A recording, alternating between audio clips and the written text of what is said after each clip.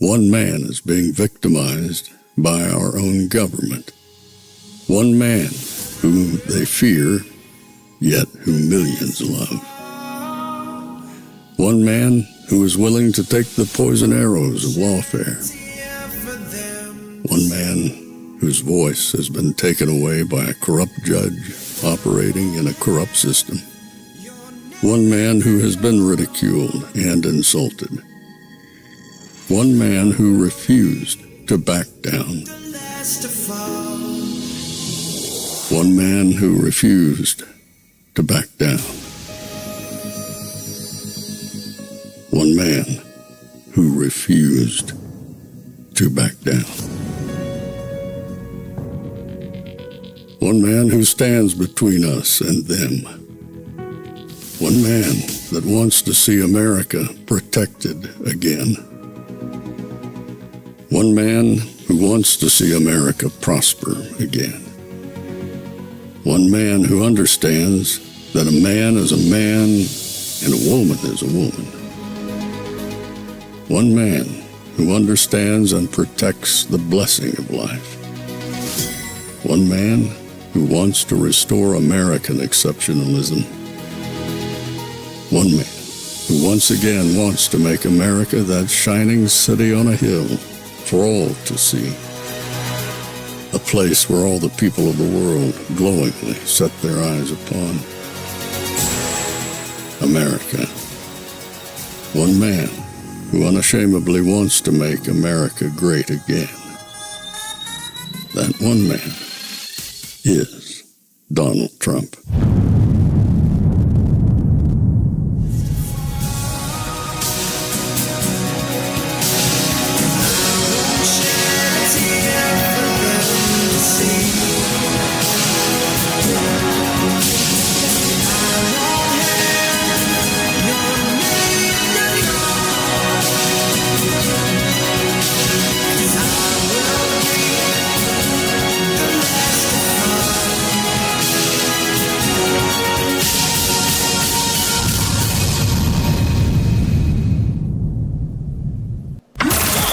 This is Fanfare with Barry Cunningham. I've known her a long time indirectly, not directly very much, and she was always of Indian heritage, and she was only promoting Indian heritage. I didn't know she was black until a number of years ago when she happened to turn black, and now she wants to be known as black. So I don't know, is she Indian or is she black? She is always identified as a black woman. I respect either one. I respect either one, but she obviously doesn't. Because she was Indian all the way, and then all of a sudden she made a turn, and she became a black person. Just to be clear, sir, do you believe that she is... I think somebody should look into that, too, when you ask. Okay, so what we're going to cook today is an Indian recipe. Yes. Because you are Indian. Yes. Because you are Indian. Yes. Because you are Indian. Yes. Okay, and I don't know that everybody knows that, but I find that wherever I go and I see Indian people at the supermarket, on the street, everyone's like, Kamala Harris is Indian, right? It's like the thing we're so excited about to have you running for president. Yeah. So we're both Indian, but actually we're both South Indian. Yes. You look like the entire one half of my family. Okay, thank you. You do. I've been telling people we're related already, so this is perfect. It's basically true. And so were you raised eating South Indian food? South Indian food. Certainly you could become the first Indian senator in U.S. history, which would be quite an accomplishment. Not good. If you missed today's events, oh my God, did Donald Trump just absolutely drop a nuclear bomb on Kamala Harris. There's her birth certificate. And it's amazing to me how he surgically destroyed Kamala Harris today. This afternoon, he decided to venture into the belly of the beast. He went into the lion's den. And it's funny, my intro that I put play is he's the last man to fall, the last person to fall. They took a shot at him. He's still standing, the last man to fall. And he walks onto that stage after they made him stay backstage for 30, 45 minutes. Whatever they said the problem was, they said there was a sound problem, but they kept Donald Trump waiting. They didn't let the thing start on time, and he had to sit there and wait. and wait and wait. And then finally, he got to go on stage. And the first question out the box, this highly aggressive, highly disrespectful, highly unprofessional reporter from ABC decides she's going to take it upon herself to take on Donald Trump. And right now, she's probably wishing she hadn't done that. Kamala Harris is probably wishing she hadn't done that. You just saw the exchange that happened right there, and it was mind-blowing. The woman had no retort. She had nothing to come back with. She was absolutely bombshelled, shell-shocked, had no idea what to say. Ended up trying to say something, lied to the camera in front of the entire audience, who at that point laughed at her. They realized at that point, this guy came out calmly. You decided you wanted to take him on. You wanted to take a shot at the king. Meanwhile, as you learned on July 13th, if you take a shot at the king, you better hit him. Well, she took her best racial shot, gonna call out Donald Trump, gonna make him appear to everybody watching, I'm in control. I'm Miss Black Reporter. Watch what I do to Donald Trump. And she got the smackdown. She got the smackdown, and she put Kamala Harris in harm's way. Donald Trump calmly, eloquently tried to tell her, I don't think you want to go here, honey. I think you just want to be respectful, right? You don't want to do this, do you? Yeah, you want to do this so you get to play with the big boys at this point. And it was amazing. In case you didn't see all that, I want to play it back for you and give you my blow by blow on this one. All right, so. I've known her a long time indirectly, not directly very much. And she was always of Indian heritage, and she was only promoting Indian heritage. I didn't know she was black until a number of years ago when she happened to turn black, and now she wants to be known as black. So I don't know, is she Indian or is she black? She happened to turn black. Oh my God. And you could hear the people in the audience laughing along because they know.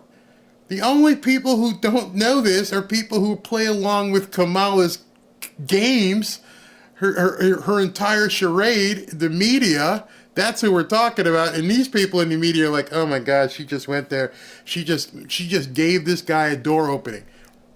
Listen to what she says in return. She is always identified as a black woman. I respect. She's always identified as a black woman.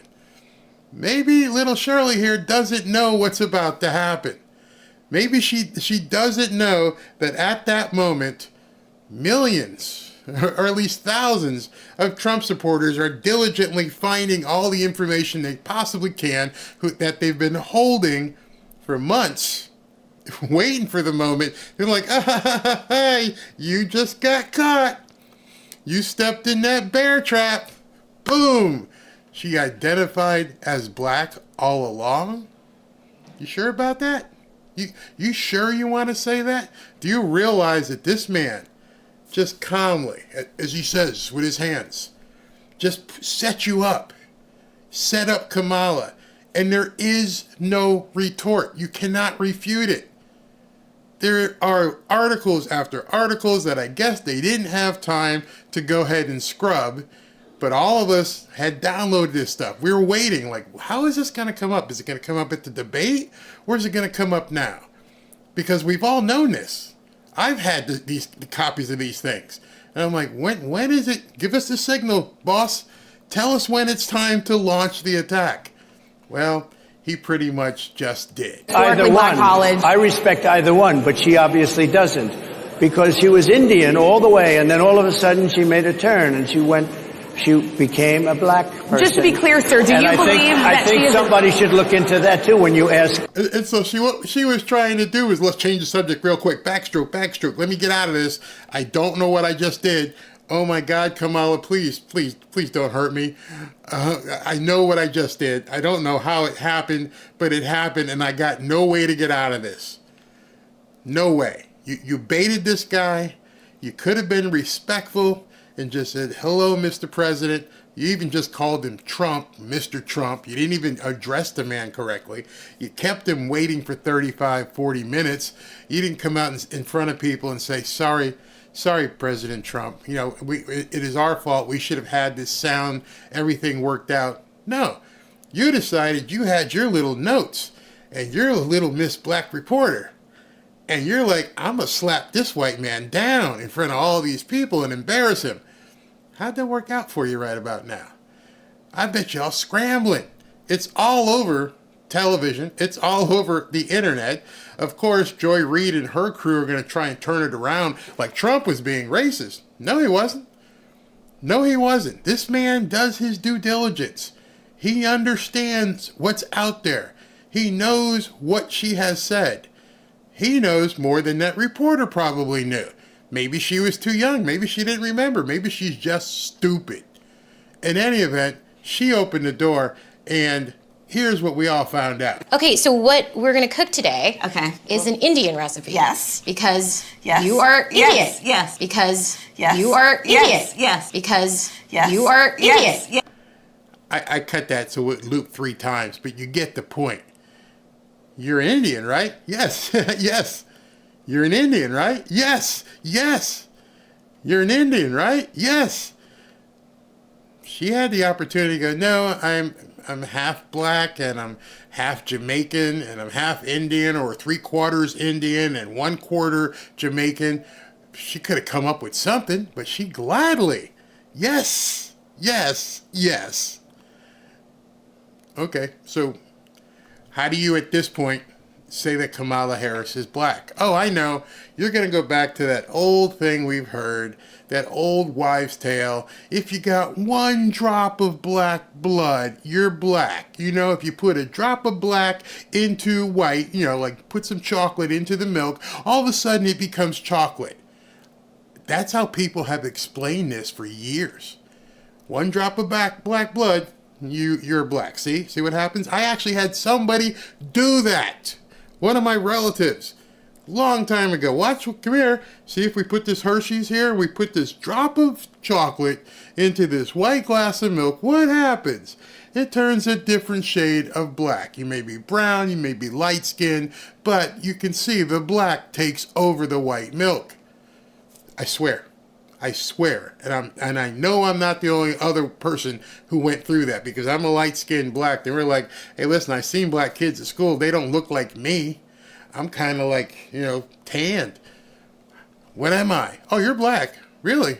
How are you black? Well, because you have 1 drop of black blood. That's it. That's the definition. That is the ratio. No matter how many parts white, no matter how many parts anything else, you got one drop of black blood, you are black. And so Kamala Harris has been passing herself off as black this entire time as she's needed to court the black votes. Everybody looks away. You do understand she's got a white husband, right? Oh, yeah, we're not going to look at that. We're not going to look at who she's married to. That doesn't really matter. All right, so let's look further at this. Yes. Okay, and I don't know that everybody knows that, but I find that wherever I They do now. go and I see Indian people at the supermarket, on the street, everyone's like, Kamala Harris is Indian, right? It's like the thing we're so excited about to have you running for president. Yeah. So we're both Indian, but actually Just keep saying it. Yes, we're both Indian. Yes. we're both South Indian. Yes. You look like We're South Indian. South Indian, wherever that is. the entire 1/2. You look like the entire half of my other side of the family. See anything kind of weird here? Kamala's on the left side, and I'm pretty sure if you look closely at Kamala, I don't want to offend anybody, but she's got the red insignia on her forehead. Never in my life, never have known a black person to have that red insignia on their forehead. I've been black quite a while. I've been black a long time. Never have I ever known anybody black to have that red insignia on their forehead. And with all due respect, I wish I knew the name of what that was, but all I do know is nobody I know black has ever had one of those. Did people not see this picture of her family before? Oh, okay. Let's continue. Of my family. Okay, thank you. You do. I've been telling people we're related already, so this is perfect. It's basically true. And so, were you raised eating South Indian food? South Indian food. Certainly, you could become the first Indian senator in U.S. history, which would be quite an accomplishment. Knock wood. Knock wood. I could become the first Indian senator. Right then and there, the guy standing in front of her with a microphone, she could have said, no, you got me wrong. I'm not Indian. I'm black. I'm black. This is I believe it's called the Sacramento Bee, not to be confused with the Babylon Bee, where they basically heralded her on January 3rd, 2017, and said Kamala Harris will be sworn in as the first Indian American senator. Did they not know in 2017 that she was black? Did they, misappropriate her? Oh my God, people must be going crazy. In 2017, they misidentified Kamala Harris. Unbelievable. Let's see who else might have done that. Anybody else would do that? Oh, this is Business Insider. Kamala Harris becomes the first Indian American senator. Interesting. Very, very interesting how that happens, right? Very interesting. This is probably the most interesting thing. Don't know if you guys can see it, but on the right-hand side of her birth certificate, hers, this is her birth certificate. On the right-hand side, as you know, those of you who have been born, you get a birth certificate. It says your mother and your father. I take your attention to box number 7, where it says color of race of mother. Caucasian. That means white. And then I'm going to take you to box number, it looks like 15, color or race of father. It says Jamaican. Jamaican. Doesn't say black. This woman has perpetrated a fraud on all of her supporters, and Donald Trump, in just unbelievable fashion, blew it up today, calmly, securely, without profanity, without being mean, and just said, hey, you might want to look into this, because obviously little Shirley here, you don't know. You may want to go check this out. And it caused people to go scrambling everywhere. Well, her father was Jamaican. Well, do you realize if you've never been to Jamaica, there are people who were from India and lived in Jamaica? Do you know that her descendants owned slaves? Oh, shudder to think. Kamala Harris, the black woman, her family came from slaves? No, they didn't come from slaves. She bought slaves. Not her, but her family. What are they going to do about this? There is no refuting this. There is nothing she can say to retort this. She identified as an Indian until it became not advantageous to be Indian. She's a fraud. Everybody knows she's a fraud. And now his first shot at her at a black convention, he let everybody know, oh, by the way, you know she's a fraud? And he just did it so smoothly. And he probably wouldn't have done it, except they came after him with guns blaring and saying that they were going to try and take him on and embarrass him in front of everybody and call him a racist.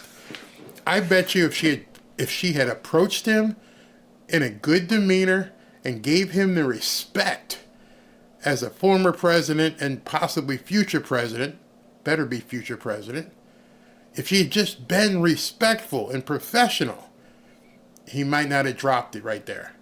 But what a perfect place to drop it. He dropped it at a black journalist convention. And now it's everywhere on Twitter. Just fantastic. I've never seen, the guy's a maestro. He's known this for a long time. He obviously had all the information that we've had. And he's like, when should I drop this? Okay, you're going to take a shot at me here in front of all these people, 500, 600 people, whatever they are. Made me sit around for 30 minutes. Well, I'm going to embarrass you right now. I'm going to embarrass your candidate that you love to the point where you're going to stammer and you're going to just pretend as though she's always been black, which is what that woman said. And then here you go. Deal with that and deal with it for the next week. Now, of course, we know the mainstream media will come running to Kamala's defense. They have to. They have no choice but to run to her defense. They will call him a racist. They will call him a misogynist. They will call him every name in the book. But see, he knows those people in the media weren't his target. They weren't meant to get that message. Who is meant to get that message?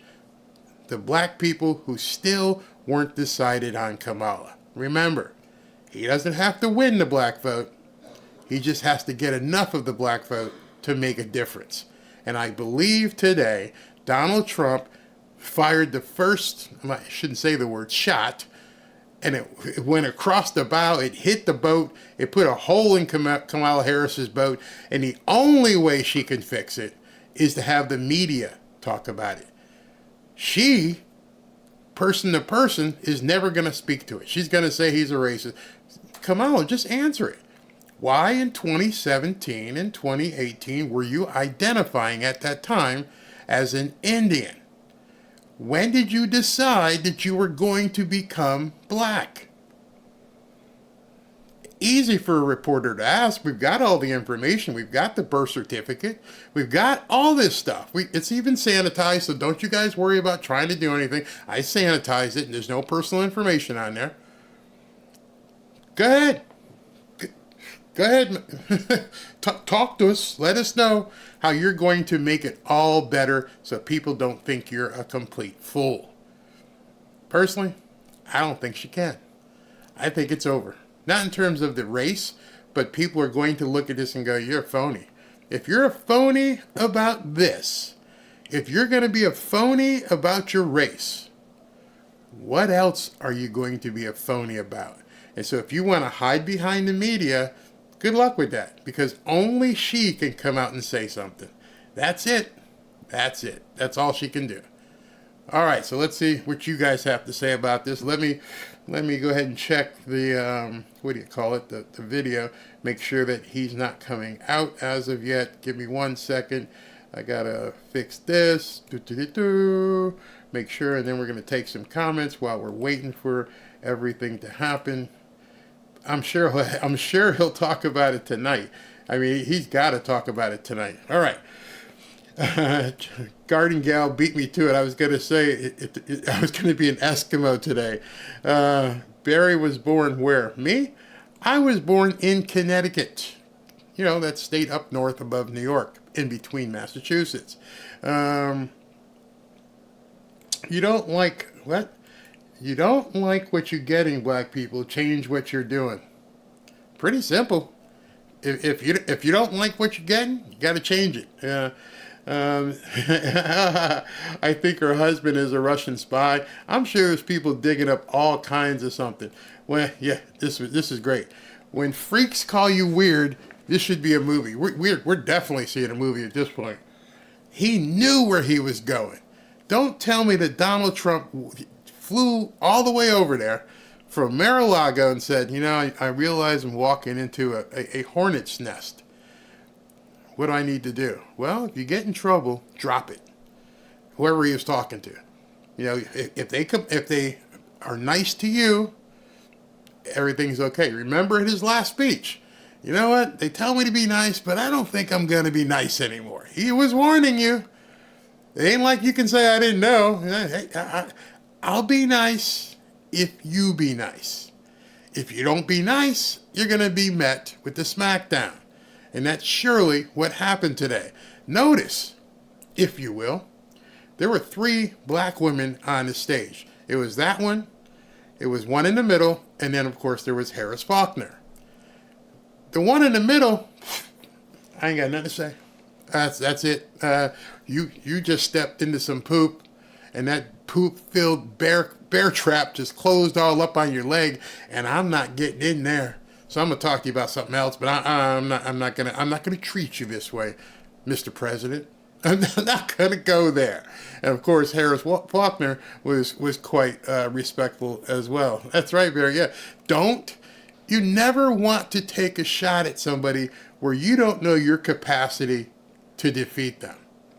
When I was watching that live with you guys a couple hours ago, and if you want, you can go back and search it. It's on the site. When I was watching that, I was like, you know what? Okay, you took a shot. You must have some stuff you're going to follow back with. I mean, if you watch boxing or MMA, the fighter never goes, and then sits back. The fighter has to be ready for the counter. And she didn't have any counter. You said something stupid, you got embarrassed, and that was it. The fight was over. The one in the middle kept cutting off Harris Faulkner. Yeah, she was trying to do that. She's trying to help the other girl bail out. She's like she's trying to throw her a rope. But the other one didn't have any idea. Yeah, man. Cool runnings, man. Yeah, absolutely, man. Who posted the birth certificate? Well, who do you think posted that birth certificate? There's a few good journalists out there who will dig. And of course, you get a Public Information Act. As long as you sanitize it, you can post it. That was by Laura Loomer. That's who got that.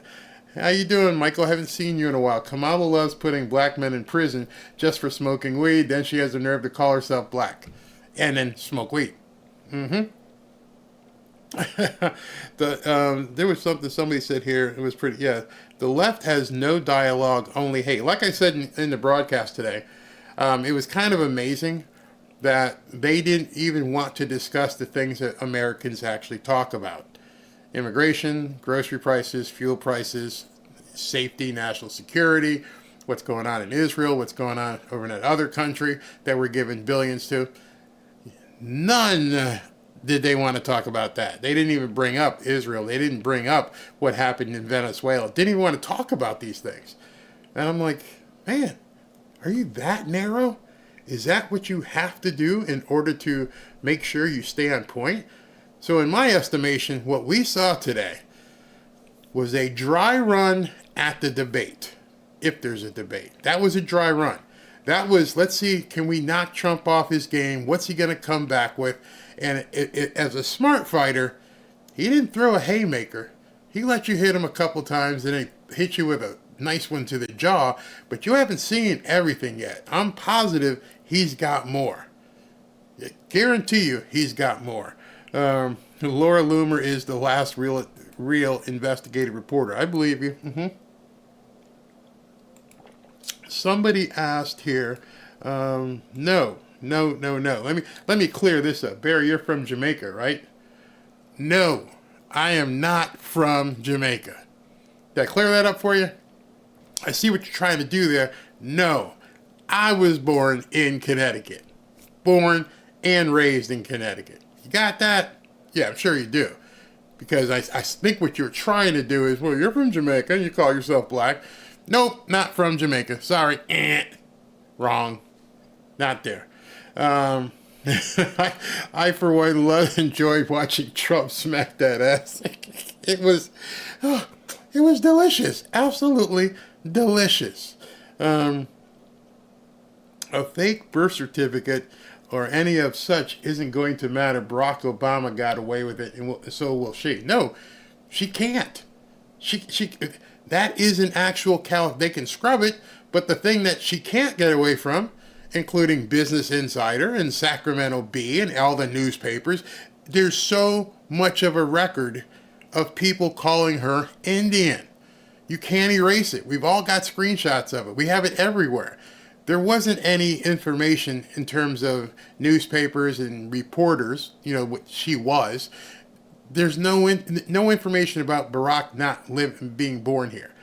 There was stuff that people dug up, but there was nothing in terms of in the press. This was all in the press. My father was stamped in Sicily and delivered in Paterson, New Jersey. Kamala's mother is clearly from India. Yeah, I mean, it's funny. I like when people try to make aspersions as to, oh, but you're like, no, man. I am from Connecticut. I was born in Connecticut. My father was from Jamaica. My mother was from Greenwich, Connecticut. So don't try me there. Harris, me and the wife will see you soon in Florida. Come on down, brother. Come on down. No, I was not born in Hartford Hospital. And I'm not going to tell you where because I'm not going to give up my identity stuff in terms of someone trying to basically smurf off me. That ain't going to happen. But I was born in Connecticut. A person who tries to take down a corrupt system, chosen one by the people. Let's see what here. Harris was supposed to be there with President. She ducked out because she couldn't have answered any questions. I'm sure Harris Faulkner had a binder ready. I'm like, oh, this is going to be fun. These two are going to ask her what kind of hairspray she uses. One of them is probably going to say, what kind of nail polish do you use? And Harris Faulkner was the only one who probably had some real questions for her. And she can't answer real questions. It's easy when other people do everything. We are all earthlings. Absolutely we are. And we're all weirdos. So I'm weird, you're weird. Let's just be weird together. We are all earthlings. It's only them who try to use identity politics. I never heard Trump say, you know what, I'm white and I'm going to have white dudes for Trump. Imagine that. Imagine if Trump decided, you know what, I'm going to play your game. I'm going to form, have Don and Eric get together, talk to some people, and let them, put together white boys for Trump. And what would happen? Within 30 seconds, MSM, when I say MSM, mainstream media, would be out there. Trump's putting together a racist bunch of people. All right, so what if we had blacks for Trump? And even worse, there's a guy out there who's forming a coalition of N's for Trump. I can't say the word N, you know what I'm talking about. He wears the shirt, N's for Trump. What do you got to say about that? That's not racist. He's calling himself the N. So there it is right there. So now she's a white boy summer. Yeah, that's funny, the white boy summer. Didn't they say Kamala will get to do a Zoom call, but they wouldn't allow President Trump to do it? Yeah, because she'll have a whiteboard or something. So as the questions come in, so Kamala, what color fingernail polish do you advise wearing on a dinner date? Well, I like beige, and it's written around the board. She doesn't know anything. I'm telling you, that was a dry run for the debate. You heard the questions they asked. One of their big questions was, hey, listen, we saw what happened with Shirley Massey. Do you still think cops should get immunity? And I saw his face, and he's like, that was a local crime. The local people will take care of it. He's like, you mean the lady who had the boiling water that the cop shot? Yeah. Why are you bothering me with this? Yeah, it was a bad thing. He shouldn't have shot her. I'm sure it'll come out in court and they'll figure out what's going on. And if they figure out in court that he was doing self-defense, then that's what the courts are going to figure out. Not for me to say. See, the identity politics people rush to put their stamp on what is and what isn't before the courts even go anywhere. The whole thing with George Floyd, we saw it. Murder. But you want to go through and get the evidence? Nope, don't need it. Saw the video. He said, I can't breathe. And he died. That's it. No, nothing else. You're not even allowed to discuss it. Okay, that's where we're stuck. That's where we are. He should not do the debate. I wouldn't. You know how they had conditions for him? It's funny how Kamala's, she's being bold. You said anywhere, anytime, any place. And if you got something to say, what I say is say it to my face. Okay, I'll say it to your face. We're only going to discuss the top 5 issues that people care about. That's it. There's enough polling at this point. We're going to be August, September. There's enough polling where we can say, here are the issues. Immigration, the economy, national security, foreign policy, and that's it. Okay, that's it. And if you want to talk about, baby removal, there's nothing to talk about. They tried that today, too, and he's like, it's states. I'm not banning anything. It's up to the state. The president no longer has any input in this. The Supreme Court has ruled that it's a state's matter. What do you want to talk about? Well, what's your feeling? Doesn't matter. And they can't accept that. Trump wants to take away your... No, he doesn't. It's already been adjudicated. That's how stupid they are. That's how stupid their argument is. And that's how easy it is to refute. They won't accept it, but that's it. They're doing a wave inside the stadium. But there's nothing to talk about. The Supreme Court has said that it's a states' rights issue. Done. Over. What else do you want to talk about it? Not for me to discuss. Okay, can we move on to stuff that people actually care about? Depending on your state, you know what you do? Go get your state to overturn the law in your own state. Then do what you want. They don't want to accept that. They think a president should put down an edict, which you can't. So why do you keep asking questions about baby removal when it's done? Over. Kaputski. As long as you don't violate what the Supreme Court already said, that it's a state's right, leave it up to the states. So New York, have at it. Do what you want. California, have at it. Do what you want. But it's not a presidential issue. So I'm not understanding why they make it a presidential issue. Yeah, five issues. That's all you got. Don't want to talk about January 6th. Nobody cares. Don't want to talk about the January 6th, crimes. Don't want to talk about it. It's over. It's done. It's been adjudicated. Yeah, I'm a convicted felon for now. So I don't understand why they can't basically confine their argument to those things people care about, except for the fact that she can't run on it. All right, let's talk about immigration. Oh boy, how do I get out of this one? Let's talk about the economy. Oh boy, let's talk about taxes. Done. I stand firm in my belief that this election is over. I have people texting me and sending me comments all the time. Barry, don't feel so overconfident. Yes, we still have to vote. I understand that. But eventually, this has to be about the issues. It can't be about Megan Thee Stallion out there twerking.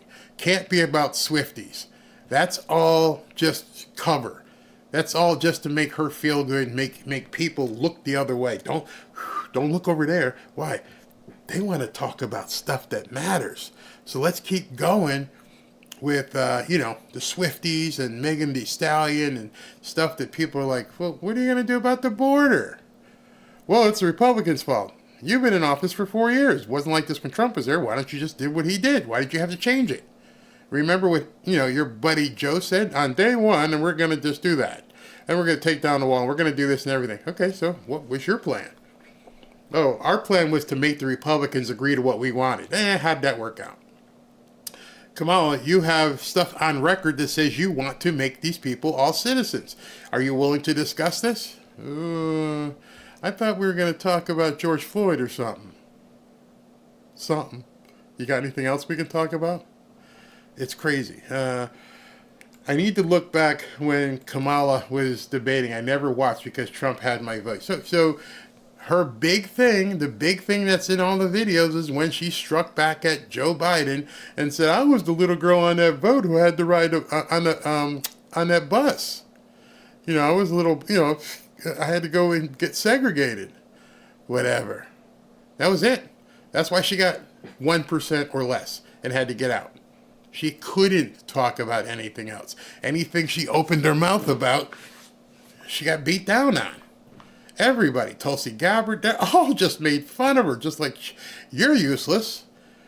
And so I know for a fact, eventually, all of this stuff is going to wear off, and they are actually going to have to talk about things that matter to people. There's no other way around it. You can get out there and have whatever kind of convention they're planning. Now I understand today they may not even have a convention. They may do that by Zoom. Just go ahead. You guys call in and say, yeah, we're for Kamala. We're not even going to go. Really? You're not going to go to Chicago? No. Yeah. Why bother? She's it. She's going to win. They're trying to streamline everything for her. And so at this point, unless she wants to, Trump can find a way to make the conditions such that you confine the speech rather than the debate to the issues. Otherwise, George Stephanopoulos and everybody else will go way over here and talk about they were on stage for 40 minutes or so today, and not a single question, not one, about two of the biggest stories in the world right now. Not a single story about Venezuela and their elections. Not a single question about Venezuela. Not a single question about what's going on between Israel and Iran. Nothing. That tells me you purposely wanted to omit it. And that's why I'm telling you, just watch. Watch what she says at her stump speeches, even though they are up on a teleprompter. Watch what the media says. Just keep watching. And just listen to what they're saying. And when you listen to what they're saying, you're going to realize they have nothing to say. It has to be identity politics. This whole weird thing makes absolutely no sense. Like, you're calling us weird? That dude's got a dress on, man. That dude's got a dress and a beard. And you're calling me weird?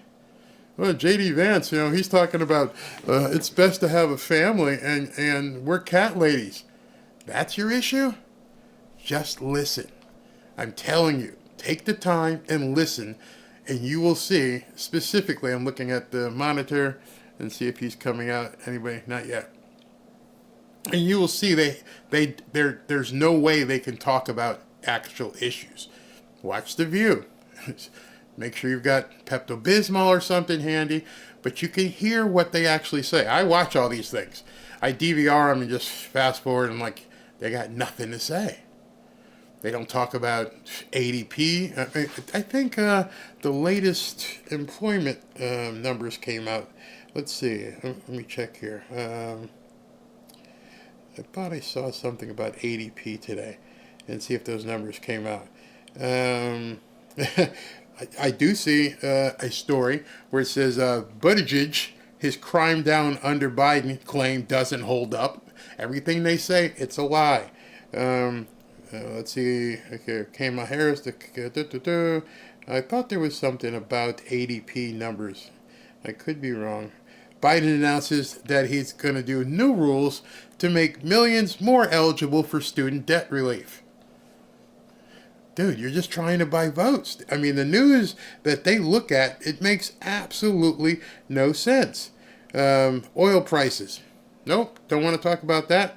The Fed, in terms of them upping or lowering the rate, interest rates. You going to do that? Nope.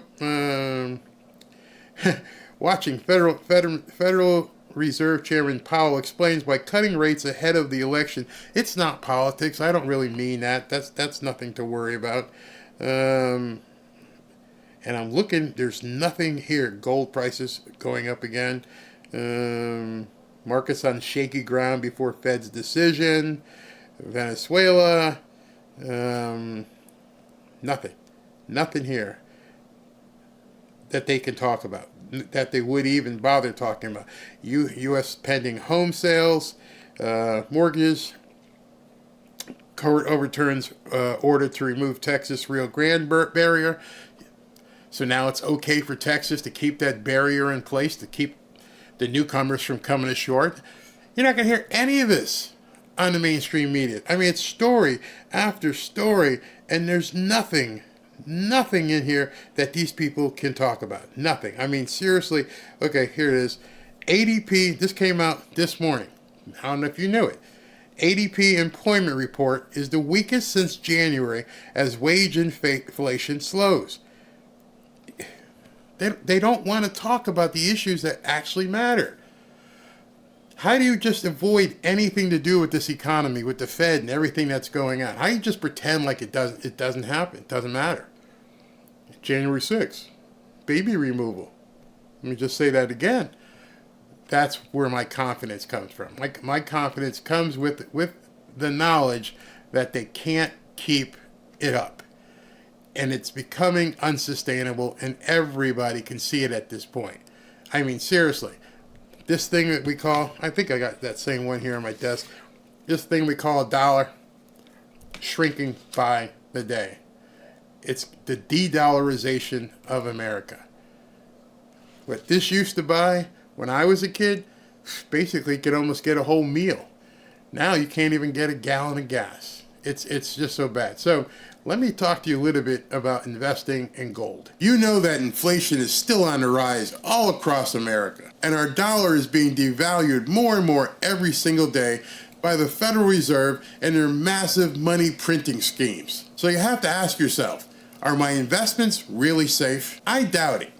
Listen to this. Government debt is growing at the rate of $1 trillion every 100 days. Since 2020, every dollar in your wallet has lost 24% of its purchasing power. And in just the last 18 months, what you need to survive as a family, your groceries, your necessities, have gone up by $11,000 per family. These are unsustainable and outrageous numbers. That's why I'm recommending that you call my friends at Lear Capital. They'll show you how easy it is to move some of your assets into gold and silver. You know, assets that are growing in value instead of keeping them in a dollar, which is declining in value. And as we approach the election, and with all the volatility in the world, now is the time to take some action. Call Lear today at 800-601-5430 or go to learberry.com. When you go to Lear, you'll be able to download a de-dollarization guide. It will show you specifically how your dollar is deflating every single year. There's no obligation, it's just free information. You'll learn how to protect your hard-earned money with gold and silver. Just so you know, Lear has over 27 years of experience, thousands of 5-star reviews, $3 billion in trusted transactions, and is the only company with a 24-hour risk-free purchase guarantee. Call Lear at 800-601-5430 or go to learberry.com. And when you give them a call, ask how you can get $15,000 in bonus gold with a qualifying purchase. All right. I forgot I want to thank Melissa right off the bat here for that $20 bonus. Thank you very much. All right, so let's talk about make bacon affordable again. Yes, I saw this. CNN had a roommate of Vance run his mouth and say all kinds of crazy stuff. No research, just said it. Hey, listen, you want to come out there and say something bad about him? Please do. That's all we care about. Just smear him. Hey, CNN, did you play the video from Judge Brown? Oh, you didn't do that. Okay. Guess we'll have to. Guess I'm going to have to splice that up and make a video about Judge Brown. Yep, going to have to do it.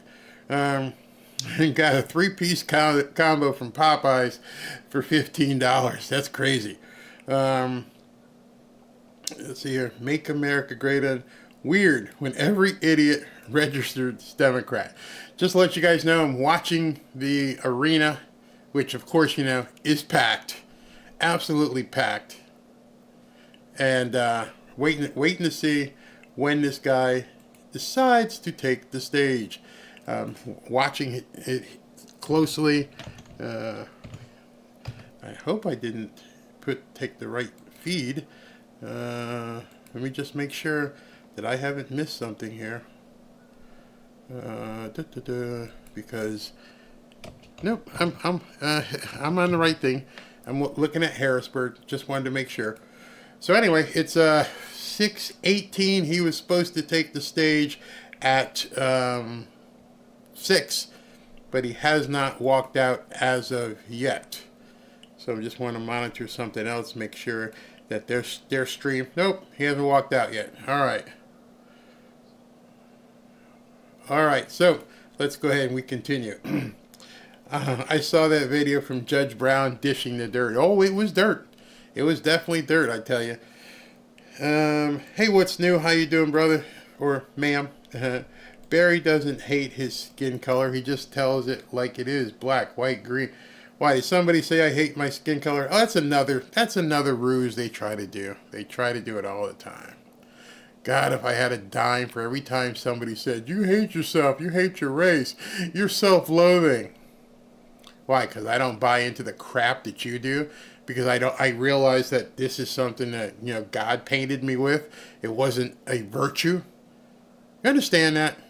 Do people understand that your color isn't a virtue? You had no say in the matter. You popped out of mom, back when women had babies. You popped out of your mom.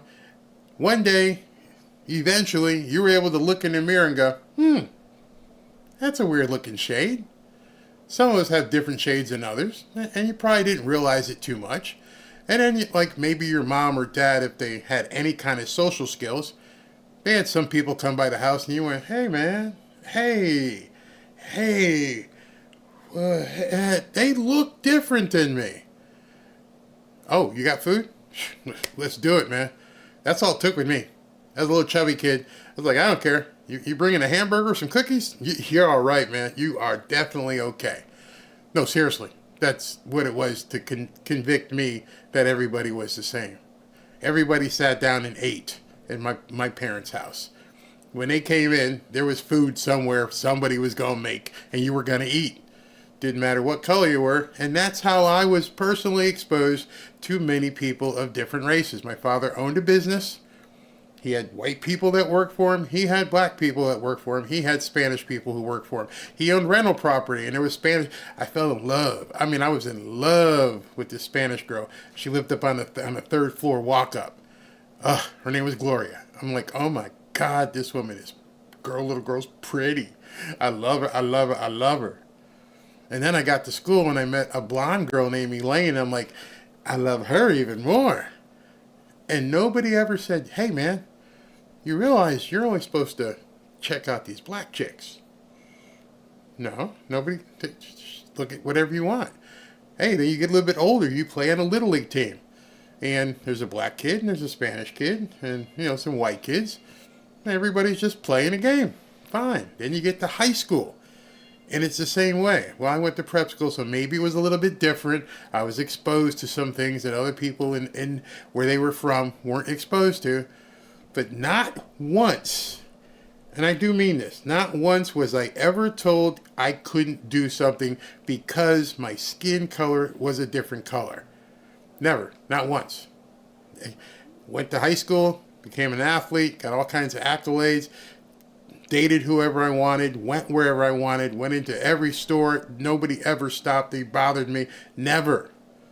Got to college. Again, maybe I'm privileged because I was on the ball team, but I did whatever I wanted with whoever I wanted.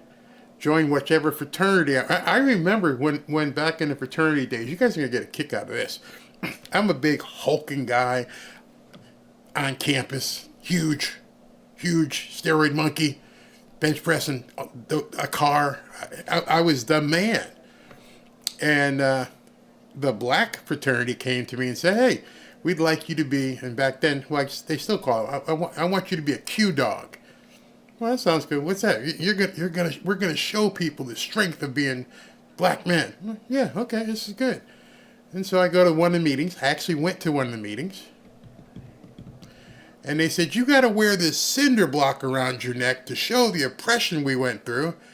And if one of our brothers sees you, they can hit you and punch you to show you the pain that our people went through.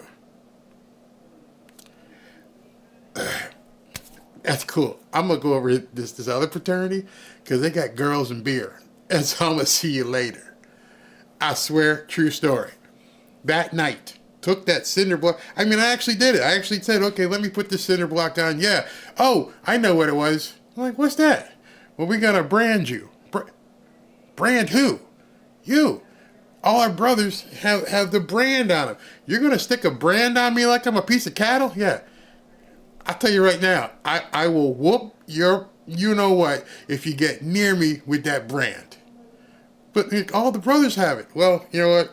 Like I said, I'm going to go over here across the street where the white boy's at, and we're going to drink some beer and check out some girls. Y'all have at it with your masochistic BS in here. And so all my life, I've been told, you don't remember where you came from. You don't take care of your own people. It's old. It's tired. It's lame. And I'm just going to say this once. I've said it before about forgetting where you came from. I completely remember where I came from. so that I never go back there again. My father struggled, my mom struggled, put us all through college. We're all successful. Well, I guess depends on how you define success. And never have to worry about being there again. When my parents got divorced and saw my mom struggle, it wasn't fun. It wasn't fun at all. And so what I had to do is learn how to become a man of the house at a very young age. It was a responsibility I didn't want thrust upon me, but I knew with a bunch of sisters that I had to take care of them. And then when I shipped off to college, I was like, I'm never coming back here. I love y'all, but this ain't it. So I'll help you guys move as soon as I get some money, and we'll take care of this. That was it. They're still not doing anything on stage. Bravo Bear. I don't say that very often, and I'm not saying it to explain to anyone, my background and stuff. I know everyone's background is different.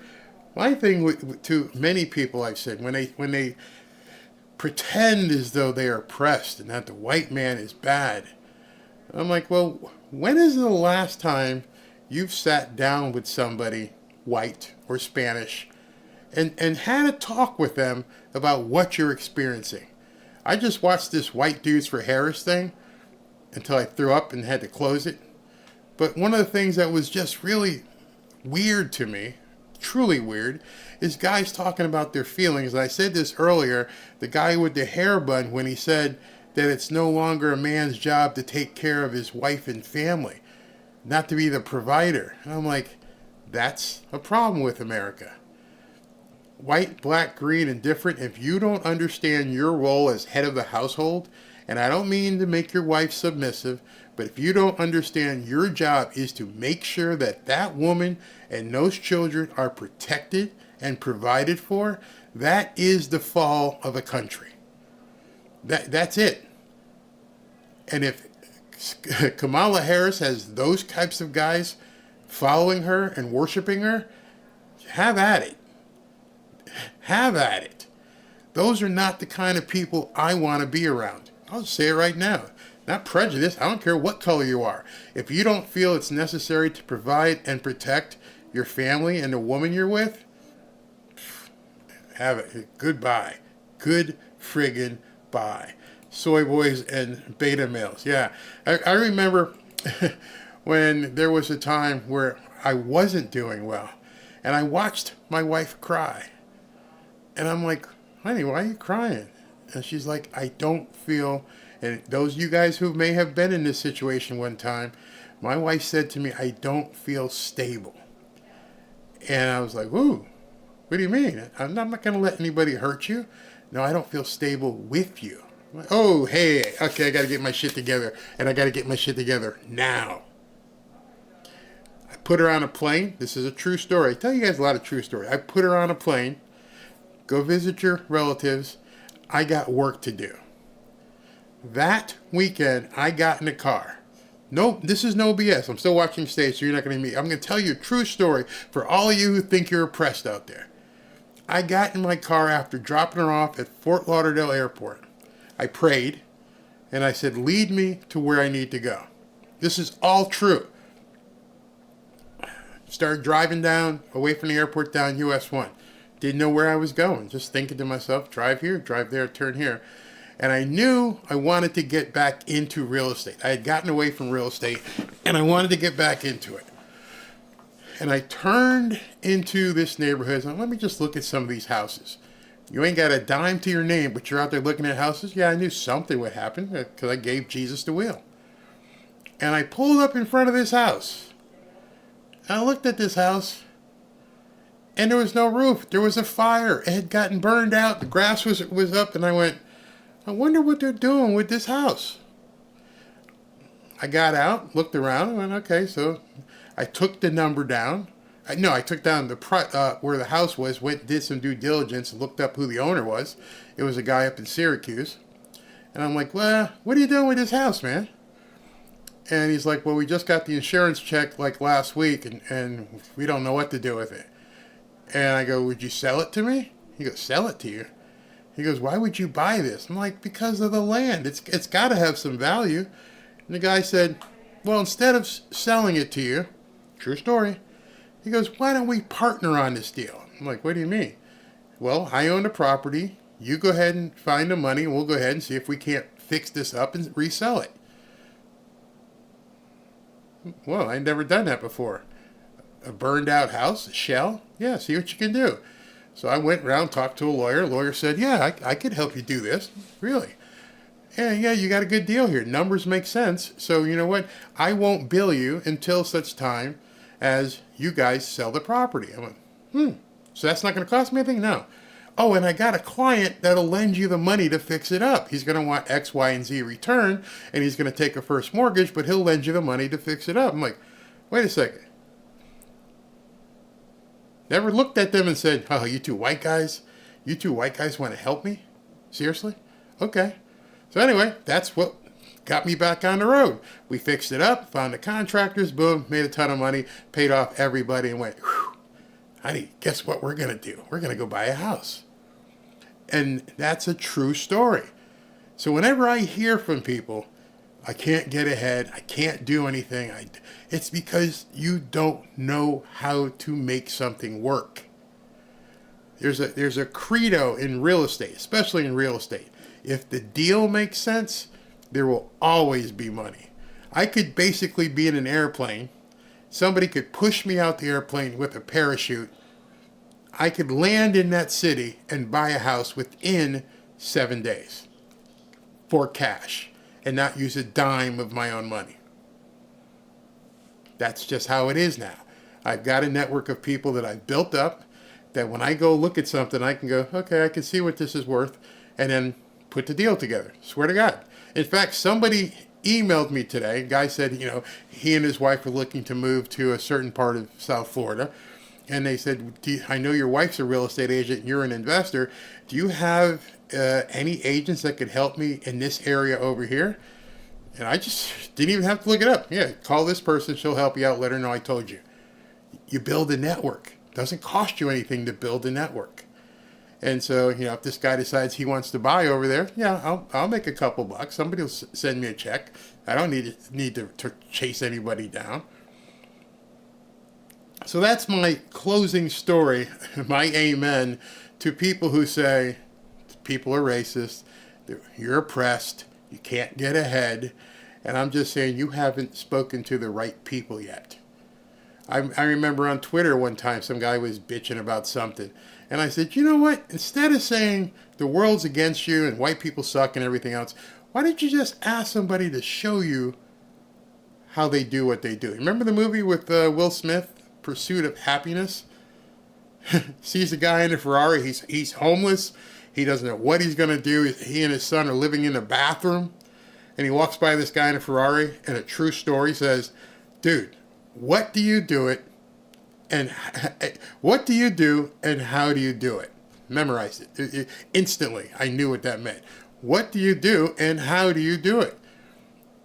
Do you know how many people will speak to you and open up if you let them talk about themselves?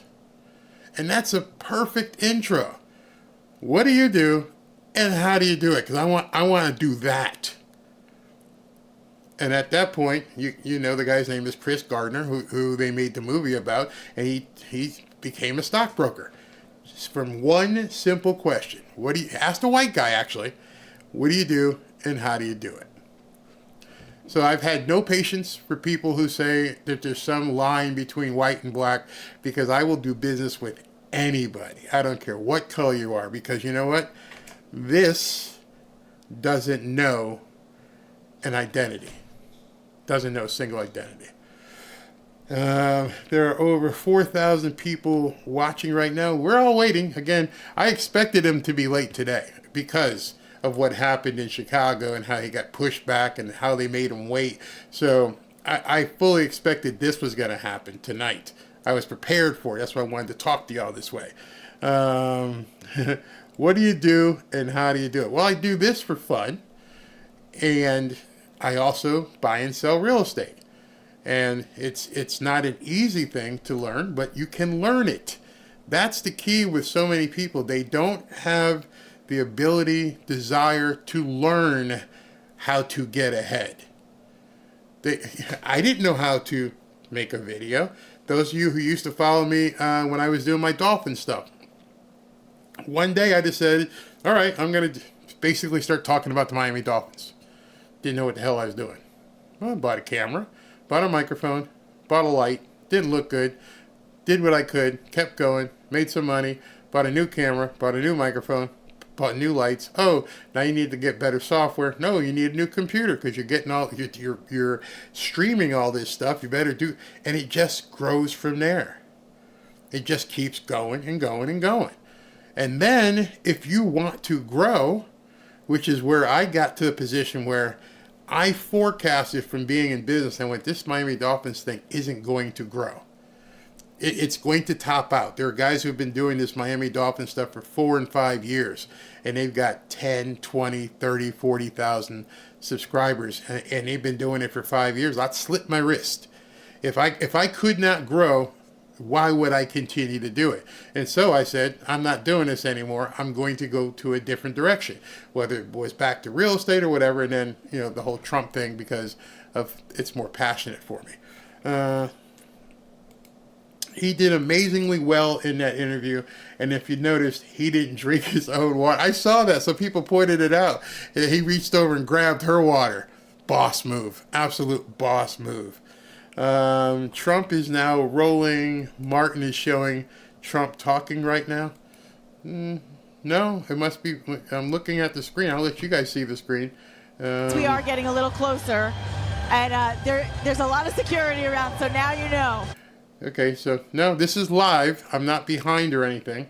This is actually the stage. So I can see, it looks like they're throwing somebody out in the lower right hand. Look at that, in the lower right hand box there. Looks like the cops are ushering somebody away. He's in a red hat, so he probably snuck in and wanted to cause problems, but he's being shown the door. But we're not behind. That is live. I'll leave that up. Making money, what is this? Making money is an action. Keeping money is a behavior. Growing money is wisdom. Love that. Absolutely love that. Bet the Purr over Kamala asked questions like, what do you say to black youth? Tell us about your struggles and so on. But I'm not sure if you're talking to me or not. Yeah, someone just got shown the door, unceremoniously told, get out. So we just saw that. The interview was, hey villain, how you doing? Interview was not good for Trump. It was very average. If you go into an opponent's den and come out with an average, as you say, result, that is a win. Because you had that lady had no idea of making it an equitable fight. She wanted to basically attack him. And he took her attacks head on. It was pretty much a useless interview. Nothing really happened. And so I count that as a win. I definitely count that. Let's see. I'd love to see this. What did Alina have to say to Harris? That would be awesome. Barry, miss you doing the dolphin stuff. You keep it real. I'm probably I'm not interested in going back and forth over who got drafted and what they're going to do. I'm probably going to do the games once we start up again in the real season. Let all this stuff go by the wayside. I got another channel I'm building right now, which I'll probably broadcast the first preseason and see how that goes from there. Will Kamala ever be asked an unscripted question or be challenged on policy before Election Day? That depends. They're all talking about how Donald Trump won't debate Kamala Harris. Where the truth of the matter is, she won't go on Fox. She wants to do like Joe and declare where she's going to go for the debates because they're going to give her softball questions. What's it say here? Oh, I guarantee you in Pennsylvania they're going to have security out the wing. Yep, I believe that. Is there any chance we can just form our own country without a war? The Dems are going to steal this one again. Looks like someone else is getting escorted out of here. Looks like security's not messing around today. Wow, Wow. Please vote for goodness, integrity, and sweet and fair freedom, democracy. And that sure does not mean voting for a multi-felony, antiquated, hating, shady Donald Trump. Seriously, dude? You know what you're going to make me do? You're going to make me shred you here. All right, so let's talk to Mr. Thomas here, who wants to talk about goodness, integrity, and sweet and fair freedom and democracy. Okay. Mr. Thomas, let's assume you have a job.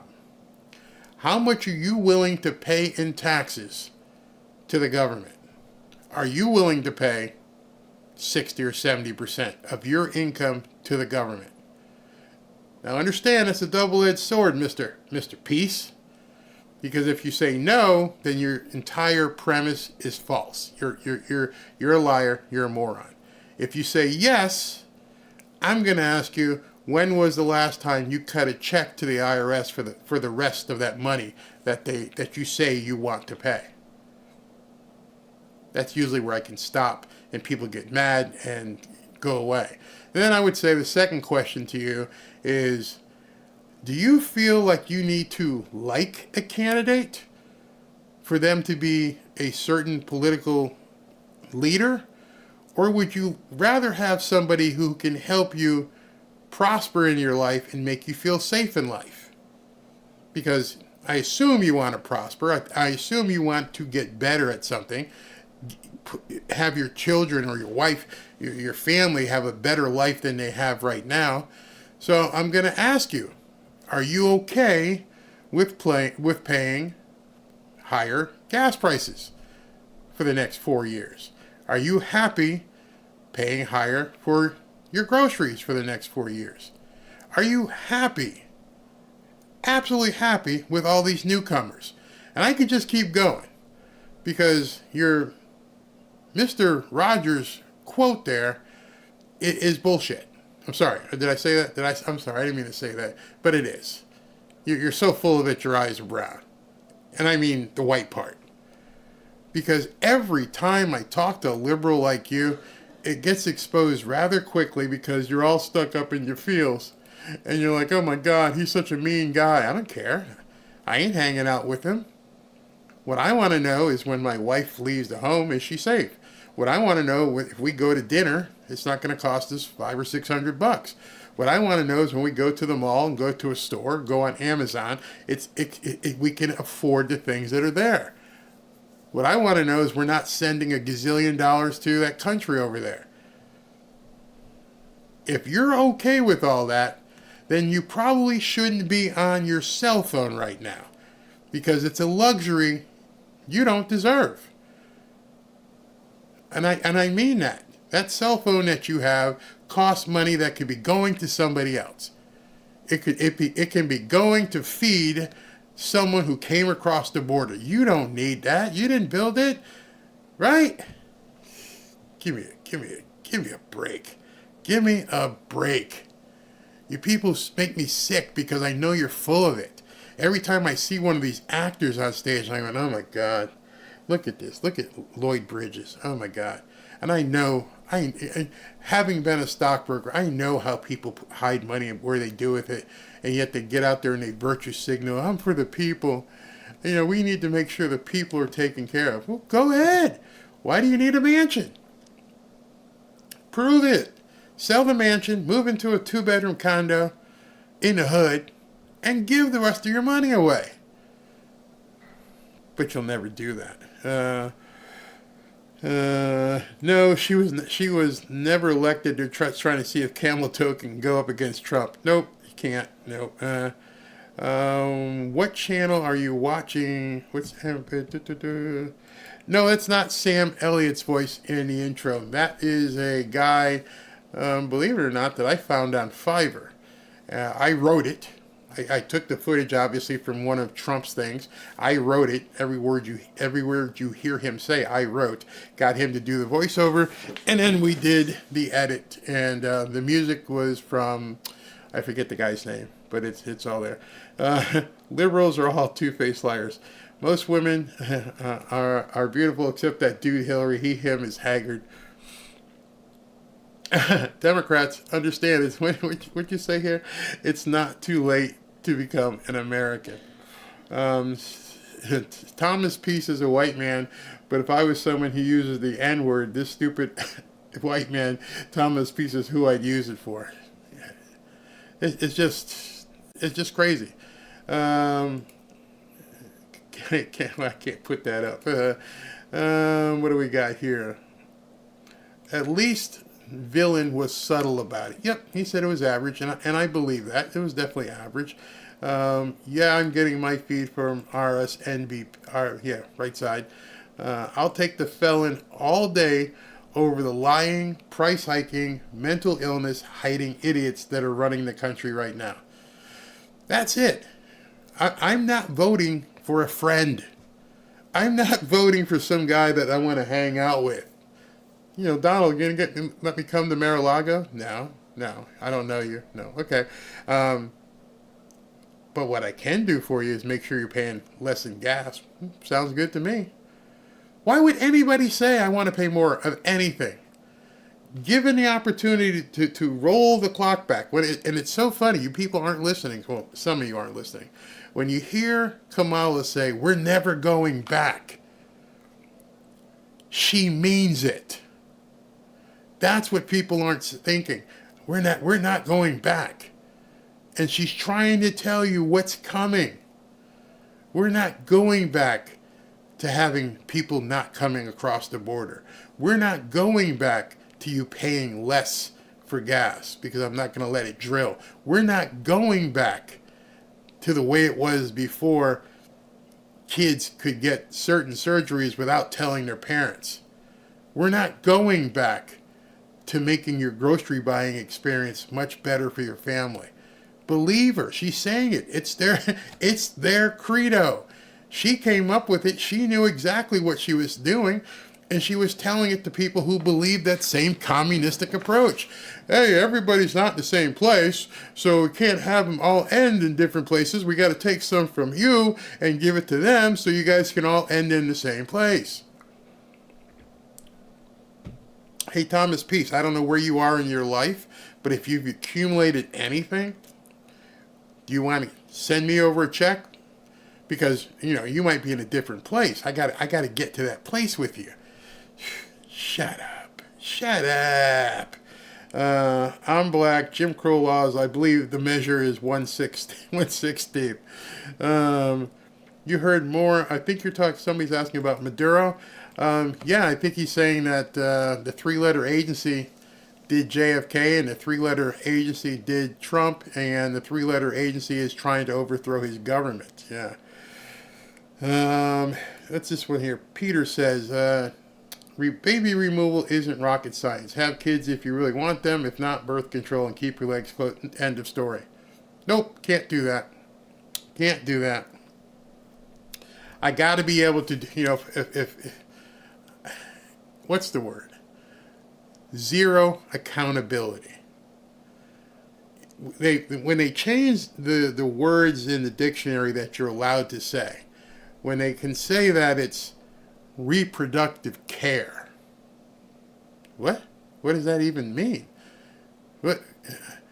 And they tried to say that baby removal is a health procedure. And they try to do all these things to basically get your mind to think this is normal.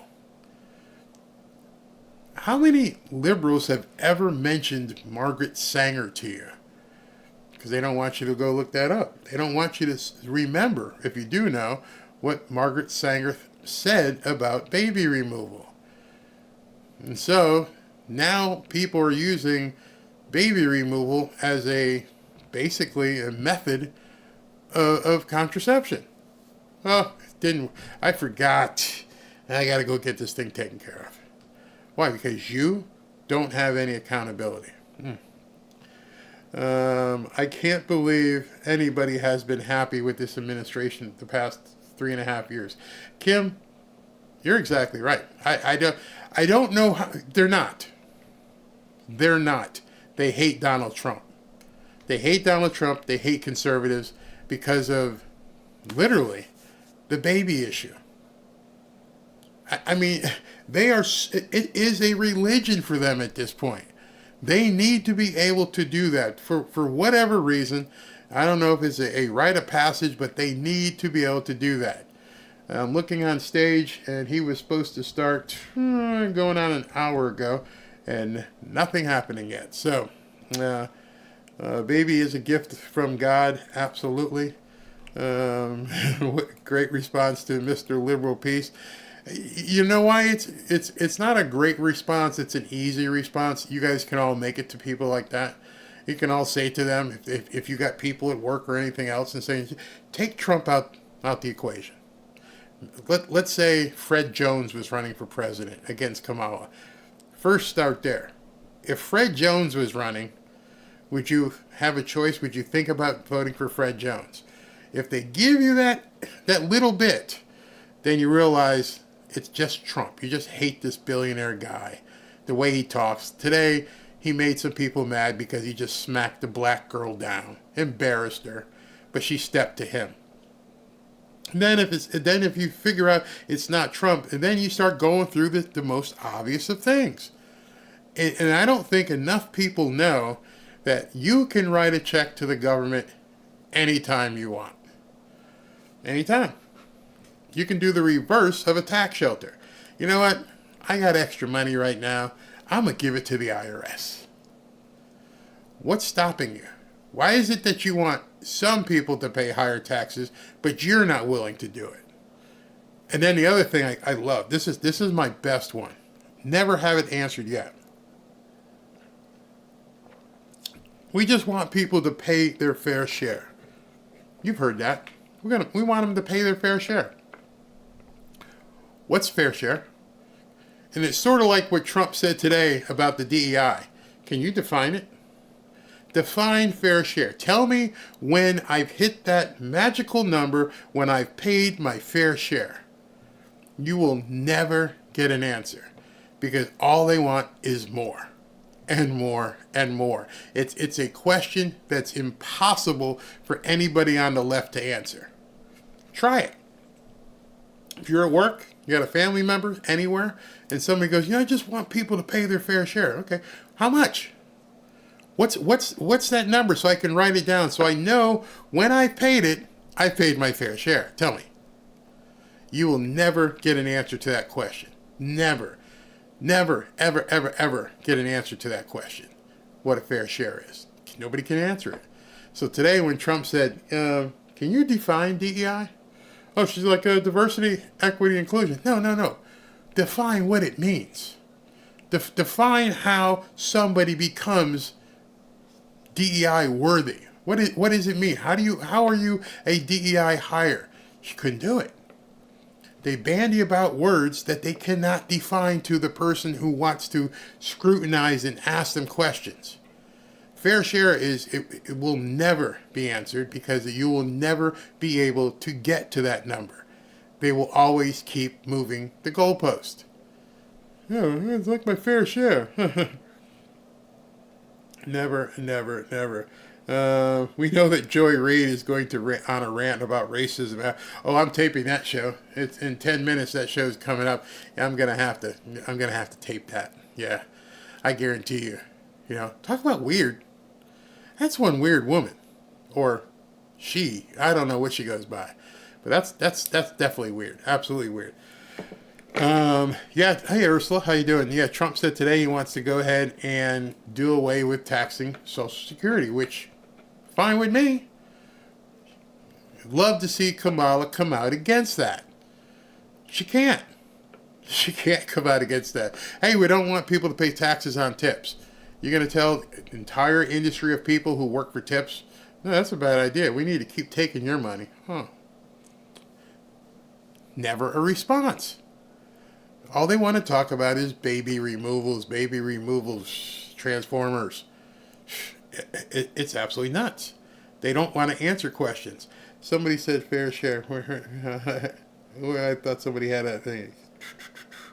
If I don't make, wait a minute, where is that? I thought somebody said something about fair these nuts. Oh man, that's too funny.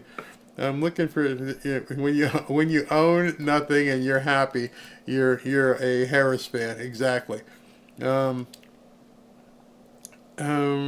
smashed her so hard she'll probably lose sleep over it. She's a lunatic. She's definitely weird looking these days. I'm sure you're talking about Joyless Reed. Yeah, Joy Reid just. I don't think Joy Reid believes the stuff she says. I mean, it's so out there that makes me wonder. I thought they were getting ready to do something on stage. Nope, people are just sitting there, and these two poor people on television are trying to keep it going as well. Like this thing here. Could fair share be a flat tax for everyone above a certain income level? I admit I haven't given a lot of thought. That would be fine, except they don't want a flat tax. Because a flat tax would mean you're increasing taxes for the poor peoples. How can you be taxing somebody who's poor? Okay, I understand if it's a sales tax and it's based upon consumption, but how is it taxing people we're giving the money to? Hey, listen, if you're paid with an EBT card, there should be a button on a cash register that says no tax. Okay, I'd be okay with that. All right, so you got Snap's food stamps card, and you go ahead and you swipe with that, it takes taxes off your bill. I'm all right with that. That means you're in such a dire situation that you have to use food stamps. It's not a lifelong program, but I wouldn't have a problem if that was for a short period of time, that you didn't have to pay taxes. So a flat tax rate would work on your income, not on sales. Yeah, it would be work. I'd be fine with that. What has been Biden harassment. Let's be unburdened with them. Absolutely. Jeffrey, where did Jeffrey's thing just go? Oh my God, I think it bounced to the second page of that phase. Where did you? Okay, you're fair. Wow, this thing is moving so fast. I'm trying to get to. Okay, this is what Jeffrey said. Jeffrey says, your fair share is if you're under the poverty line. Yeah, I can see that. Somebody said 20%. Wouldn't have a problem with that. But you'll never, ever, ever, ever hear any liberal give you that number. Because if that's locked in, hey, listen, you can only take 20% of my income. Well, what if I want to have shrimp on a treadmill and we want to do some testing and we need like $1 million? Nope, no more shrimp on a treadmill. Can't do it. Can't do it. Reason for the delay, Cricket is asking. Well, the only reason I could see at this point was basically travel out of Chicago. I knew there was going to be a problem today. I said it during the live show this afternoon at whatever time it was, that him coming from Chicago, because once he got off stage there and shook hands and did everything, then he had to go obviously to the airport, and then he had to go to the airport and fly his big plane into Harrisburg. I don't know what the airport in Harrisburg is like. Maybe he had to go to an alternate airport that they could secure him better. Then you got to motorcade through all the way from wherever you land to the venue, and then when you get to the venue, you got to make sure that there's no repeat of what happened in Butler, so they got to do the sweep and everything else. So I knew it. I knew this was going to be a delay because of all that. And I also think at this point, okay, Villain said there was a 34-minute delay in Chicago. I also knew that basically after what we saw happen in Butler, that there would be some issues with him getting on stage from now on. They're going to make sure everything is buttoned down. They're not going to put him on stage unless somebody in charge, don't know who it's going to be, but there's going to be a point person who's responsible specifically for green lighting him getting on stage. There is going to be somebody who has to say, let's go. Go time. No more of this by committee. Let's talk to the local police. Let's get the state police. We don't talk to their radio. We don't know what's going on. Nope. Everyone's probably going to have to report to one central command center. And that one central command center is then going to verify, all right, Station 1, you set? Yeah, Station 2, and so on and so on. Until they do all that. How we doing outside? Parking? Everybody good? No bogeys anywhere around? Nope. How about you guys up in the rafter? The snipers, everything good up there? Yeah. This is what he's going to have to go through. Because if that other guy was telling the truth, that he expects there to be another attempt before November, this, unfortunately, is probably going to be the outcome here on out. So, what I'm going to do, because we can see what's happening, probably start pushing things back. If they announce something at 6, might want to not start thinking something's going to happen until probably 7. But the problem with that is, if something goes smooth, and then we miss it. So, it goes two ways. And they better be there this time. $900 billion gone, 80,000 children lost at the border. Somebody asked Kamala where those kids are. Nope, they won't ask these questions. They won't ask these questions. That's why I know the guild is going to fall off this lily. It has to. She's eventually going to have to answer the tough questions without somebody feeding her the answers on a teleprompter. And they're going to be unprepared because they're not doing it right now. She could have never sat through that interview that Trump sat through. She couldn't go and speak to, I don't know, whatever organization on the right, Turning Point. Kamala Harris is going to speak today at Turning Point. You have people like, oh boy, this is going to be fun. We're going to eat this woman for lunch. Nope, she'd never do it. Never, ever, ever do it. Pride in America came back when Trump was in.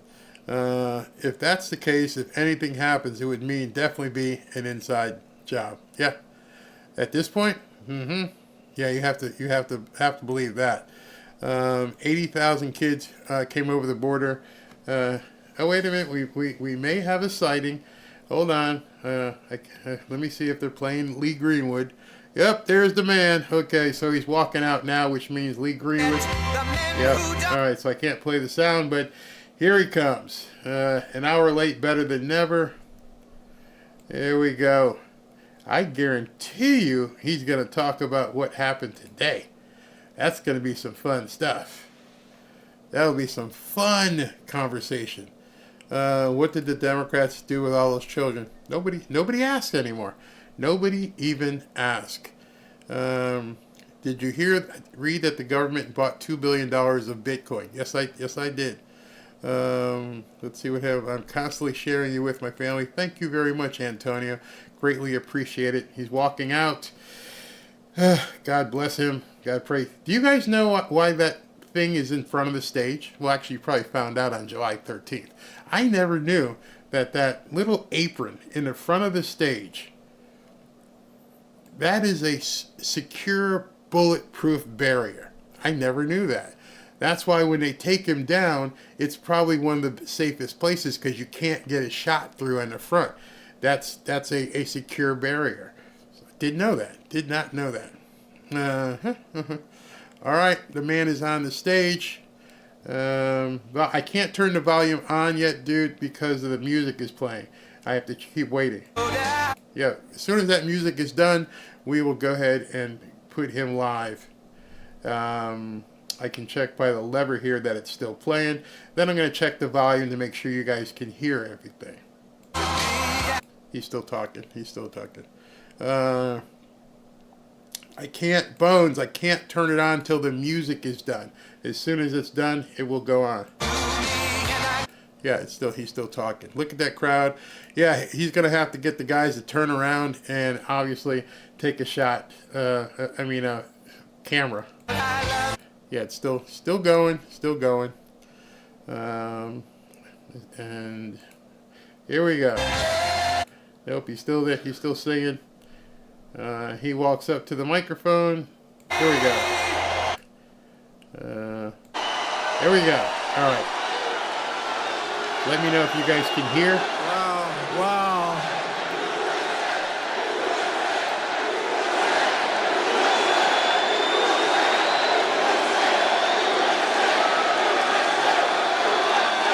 How's the volume? Well, thank you very much, everybody. It's a great crowd. There are a lot of people. Over 20,000 people couldn't get in, and we didn't need anybody to get the people here. We didn't need a star. We didn't need a star. We didn't need some entertainer to fill it up. And then she goes on last night. In about 6 minutes, everyone was leaving. They were pouring out. We don't need that. We've got our star. You know who the star is? All of you people are the star. You're the star.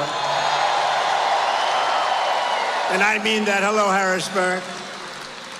A very special hello to Pennsylvania. I'm thrilled to be back in this beautiful Commonwealth with thousands of proud, hardworking American patriots. Thank you very much. As you know, this is my first return to Pennsylvania since our rally in Butler. We're going back to Butler, too, by the way.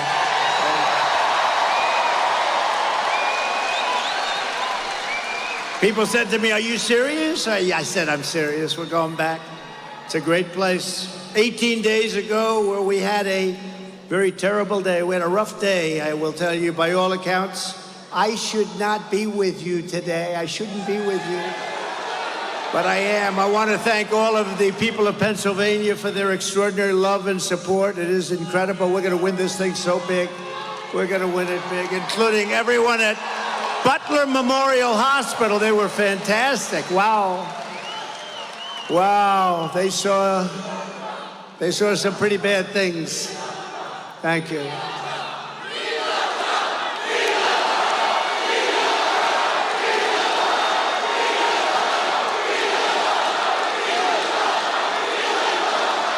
Thank you very much. No, they did an amazing job. And we have, by the way, we have the doctor, one of the great doctors was there. He worked on Corey, actually. Corey had a hard time. Corey is special. Thank you, doctor. Appreciate it very much. Great doctors. The job they did on David Dutch and James Copenhaver was just incredible. And as you know, they brought him back from very, very seriously wounded. They were going to be maybe not with us. It was a group of us, but they are doing really well now. They're making it. They're going to be fine. Not going to be perfect, maybe, but who is? Who is? As we get older, who is perfect? But the doctors were so great. They had two great doctors also. And most of all, we lift our memory to the brave firefighter who was so cruelly taken from us, Corey Comparator. A very brave guy, loved by his family and his friends. He was really loved. In his last act on this earth, Corey threw himself over his wife and daughters and died, shielding them from the bullets of a very disturbed guy. Corey is a hero to all of us,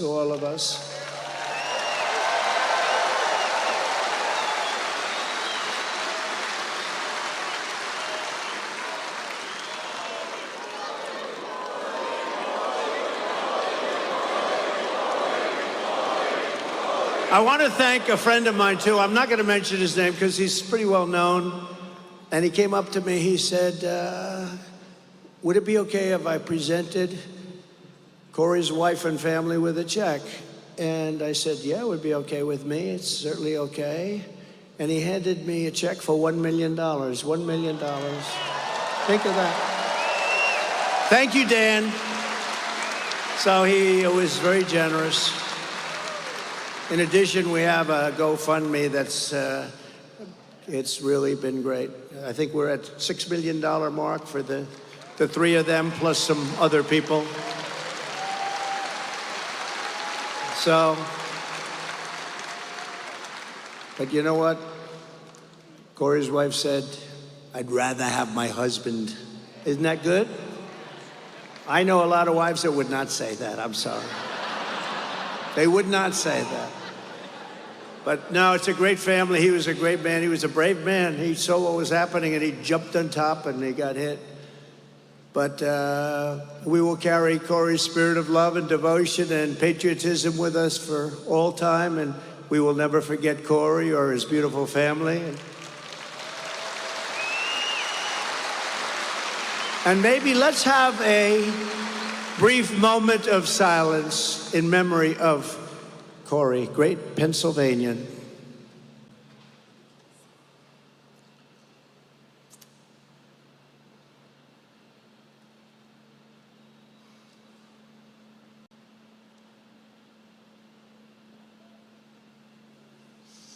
Thank you very much. Thank you, everybody.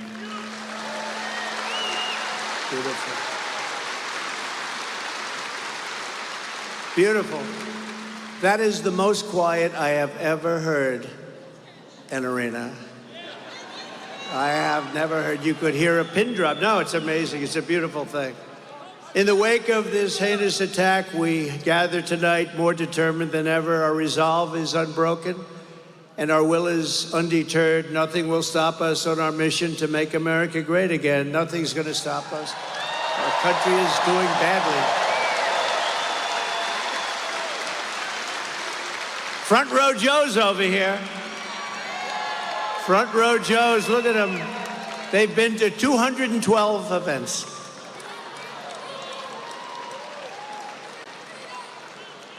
You know, I'm pretty sure we have their vote. I'm not sure.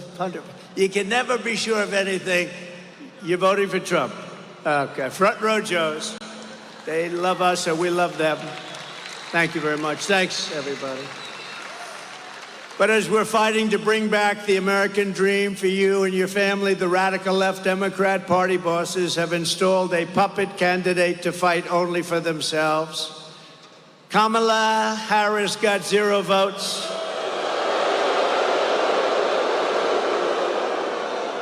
She's totally scripted, owned, and controlled by the donors and the power brokers who created her campaign and who rip off our government and make billions and billions of dollars. They want to call them up and they want to deal with her. And I didn't deal like that. I never dealt like that. I didn't need the money. I said, no, I don't want to do that. I told a lot of guys that I like and some guys that I don't like, but very rich people, I just can't do that. I can't do it. They want to do the telephone systems. They want to do lots of little things like that. We'd like to take over the telephone system of the United States. I'm sorry, I can't do that. But unlike her, I cannot be bought and I cannot be controlled. I have no interest in that. My only loyalty is to you, the people. And you know that. Well, I could have had such a nice, easy life. I could be at a nice place right now, relaxing, watching the waves breaking. But I'd rather be right here in Harrisburg with you. People that built our country. You're the people that built our country. I mean, some people don't like saying that, but you are indeed the people that built the country. We have, no matter where we go, we have the most incredible people. After lying to the country for years about Joe Biden's mental and physical condition, Kamala is now being given a personality makeover. Don't forget, 4 weeks ago, she was like considered the worst. Not smart, terrible, the worst vice president in history. He's the worst president we've ever had. But they were considered terrible. And all of a sudden, she's the new Margaret Thatcher. That happened, right? The great Margaret Thatcher. No, I don't think so. But you're gonna learn little things like defund the police. That doesn't work, does it, huh? You're gonna learn. He just said you're gonna learn. Because everything about Kamala Harris rollout, it's phony and it's fake. Did you see when President Obama and Michelle called? Did you see? Hello? Hello? Yes. Yes. Who is this? Oh, this is Michelle and Barack. Oh. So surprised to hear. They got 4 cameras in front. Oh, I'm so surprised. It's on speakerphone. Listen, we just want to congratulate you on destroying Joe Biden. I mean, on winning the... Hey, is Joe Biden gonna... Was that the phoniest phone call you've ever seen? How do you think, Dan? What do you think? Dan Muser, great congressman. What do you think? Was that a phony phone call? You wouldn't do it. You wouldn't get away. In your district, you wouldn't get away with it, would you? But she's a defund the police radical trying to pass herself off as a tough on crime prosecutor. She wasn't tough on crime. She's only tough on guys like me because they want to go after their political opponents. And we won the big case in Florida. Did you see? We won it. And he had a similar case, but it was much worse, and he didn't have the Presidential Records Act. He had a similar case, and you know, the special counsel, which is basically special prosecutor, adjudged him to be essentially mentally incompetent, with poor memory, but a nice old guy. He's not old. You know, 81 is not old. I have friends that are 95 that are still. Bernie Marcus, founder of Home Depot, 95 years old, still sharp, still sharp. I spoke to him the other day. I said, I think you're smarter now than you were 30 years ago. I don't know what's going on. I said, what's going on? It's working. 81 is not old. And, but he's different. He's a bad 81. He's a bad 81. And he's destroying our country, I'll tell you. And she's worse than he is. She is actually worse than he is because she's a real radical left. He's a phony radical left. He didn't believe this stuff. He didn't believe in open borders, and she does. She wants to open your borders. She wants to have all-electric cars. She loves the all-electric car mandate. She destroyed San Francisco. But she's the architect of the border invasion, trying to pretend she's strong on border security. She's now pretending that she was never called the border czar. She was called the border czar the first day. She's the border czar. And she never went. She actually went, you know, they say, they fact-check me. Anything I say is like a little. She actually went to a beautiful part of the border. I would love to take my First Lady wife there to have dinner. It's beautiful, very safe. No, she didn't go to the real border, did she, Front Row Joe? She went to a nice little place, was there for a short period of time and left. So she's never really been to the border, and she's the border czar, and our country's being invaded with people from prisons and people from mental institutions and terrorists. She's a failed vice president leading a failed administration while trying to convince you that she represents hope and change. Well, she does represent change. She wants to turn us into a communist country. That's her change. She was voted the most unpopular vice president in history. That's hard for a vice president to be that unpopular, right? Just like Biden will go down as the single worst president in the history of our nation. The happiest man is Jimmy Carter. He's an old guy right now. He's an old guy, but he's happy because his administration is considered brilliant. Brilliant by comparison to this disaster that we have right now. In her speech in Atlanta last night, Kamala Harris even tried to outbrand a new Southern accent. Did you hear a new accent? If I ever did that, all of those people back there, look at them, look at all those cameras.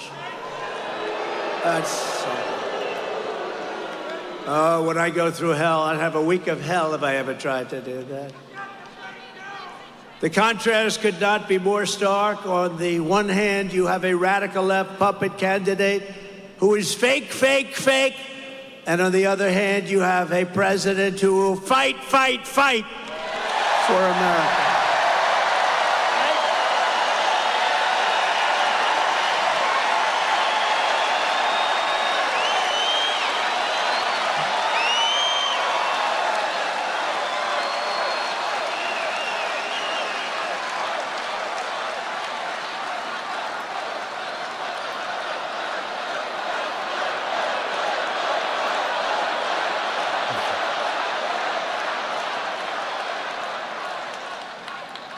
This is a hell of a big arena. How many seats? This looks like Madison Square Garden. This is a big, beautiful place. Wow. I didn't care. Although they'd prefer that we be in an arena. I don't know why.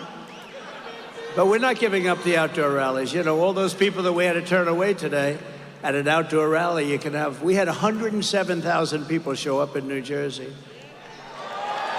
107,000. But you know, in the South Bronx, we had 25,000 people. It was like a love fest. South Bronx, tough place, but it was a lot of love. No matter how much Kamala Harris tries to change her image, she cannot change this fact. She is the most extreme liberal candidate in the history of our country by far. She's an extreme radical left lunatic. And you know, I've been saying for the last 6 months, I've been saying about politicians, because I really know politicians well. I've dealt with them on both sides, and you know, then I said, let's do this, you know, thank you. But when a politician comes out early on with an idea like she wants to defund the police and all these other things she wants to do, really bad things, that's where they're at. They're going to be there eventually, right? Mike Kelly, stand up, Mike, will you please? This guy, he used to stand up. He's my friend. He endorsed me on day one, right? Day one. Day one. He endorsed me before I was running. He said, that guy's got to run. I endorsed him. I didn't even run.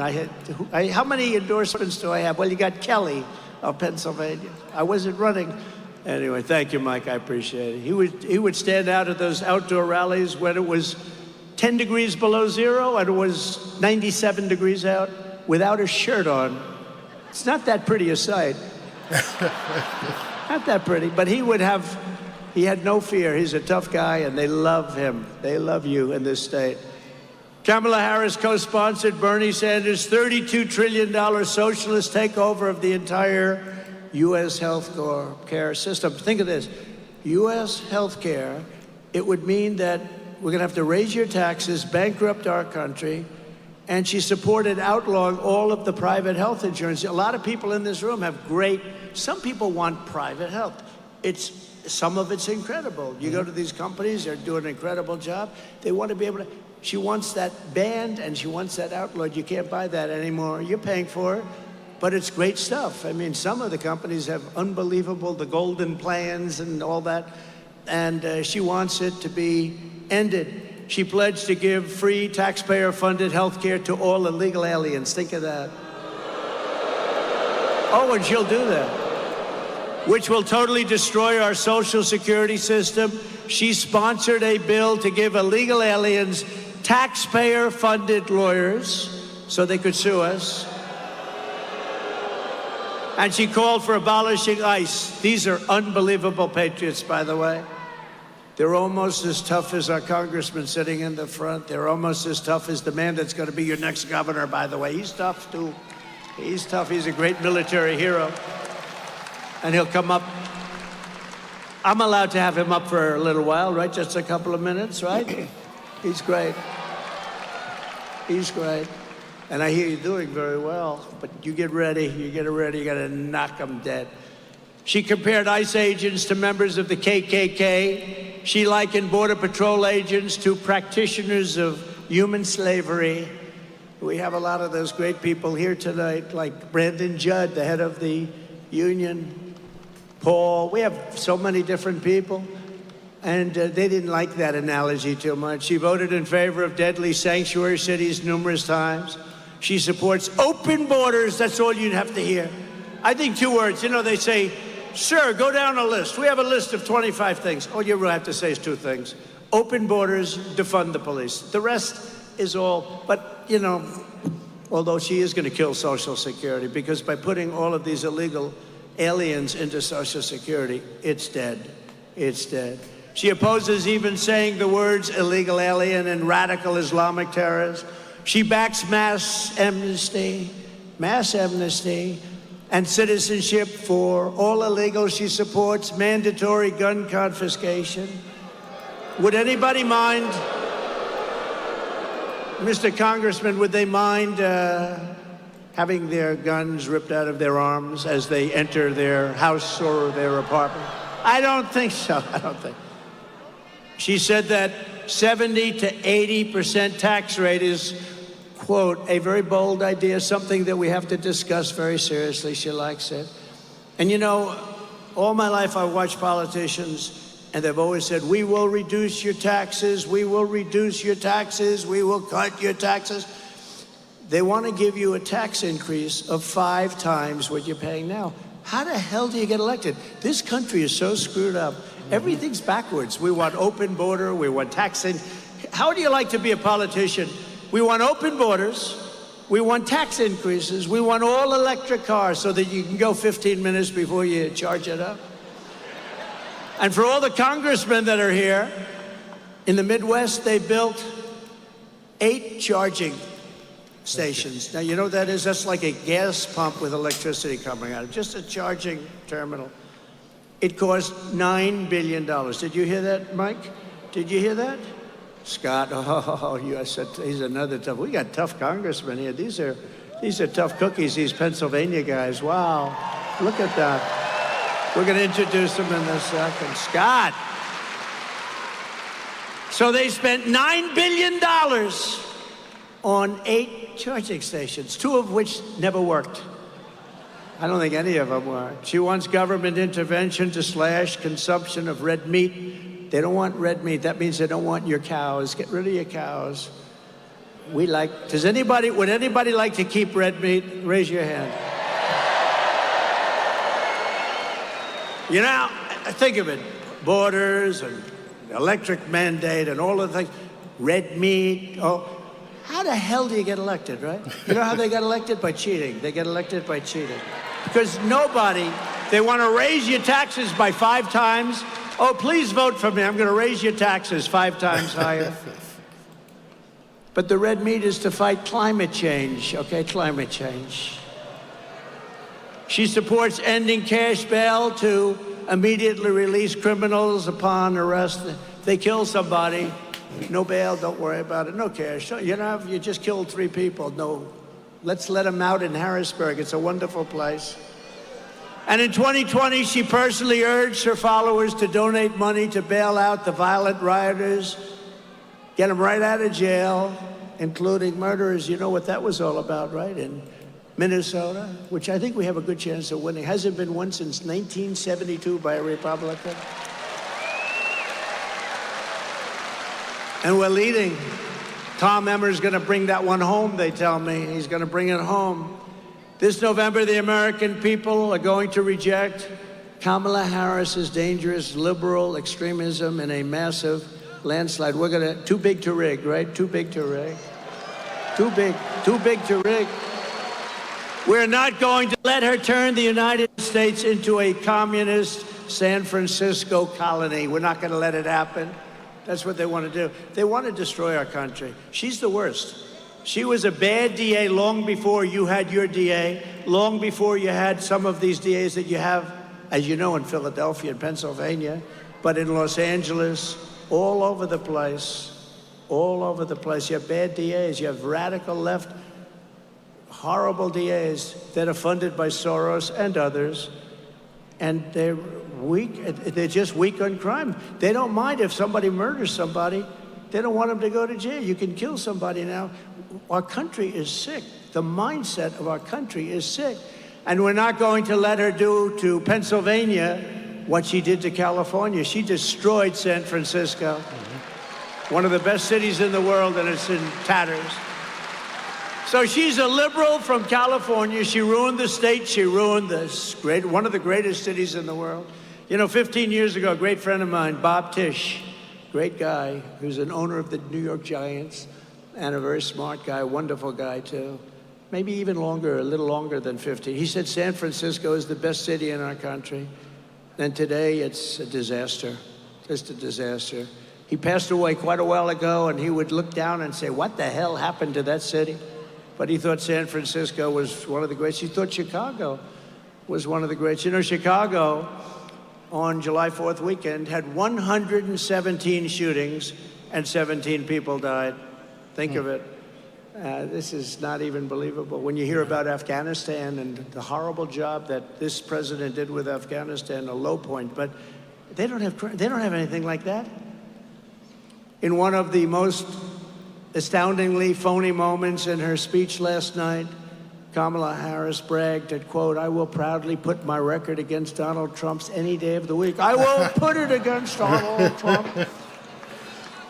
This got one of the worst records in anywhere. Well, Kamala, let's go. Challenge accepted. Are you ready? Let's compare our record point by point.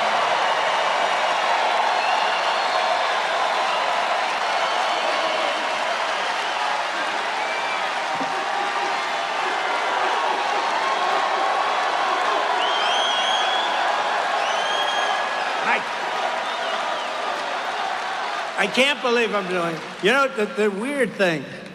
I mean, 2 weeks ago, I was talking about Biden. I didn't even know her name. Nobody did. Kamala. Hello. Beautiful. I didn't even know her name. Kamala. I heard she was a rotten border czar. That's about all I knew about her. Her only job was the border, and she never went there.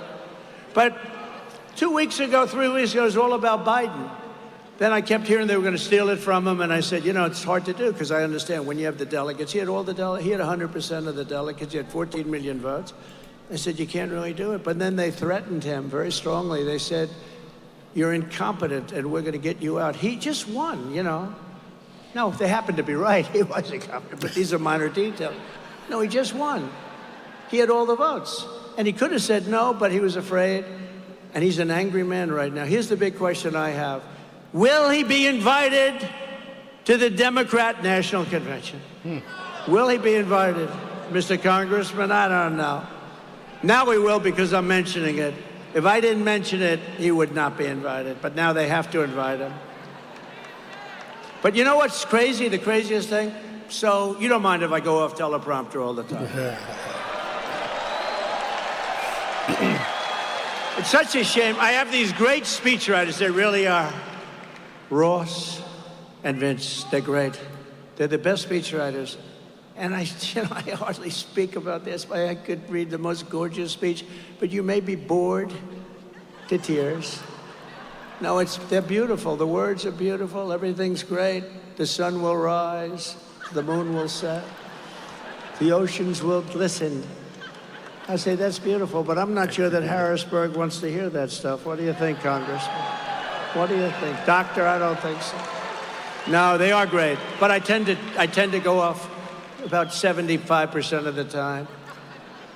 But you know, the hard part is that 3-4 weeks ago, I was talking about Biden. He's incompetent, he's a horrible president, he's the worst president in the history of the country. Now I say she's the worst vice president, which is true. She's considered the worst. She's the most unpopular vice president in the history of the country.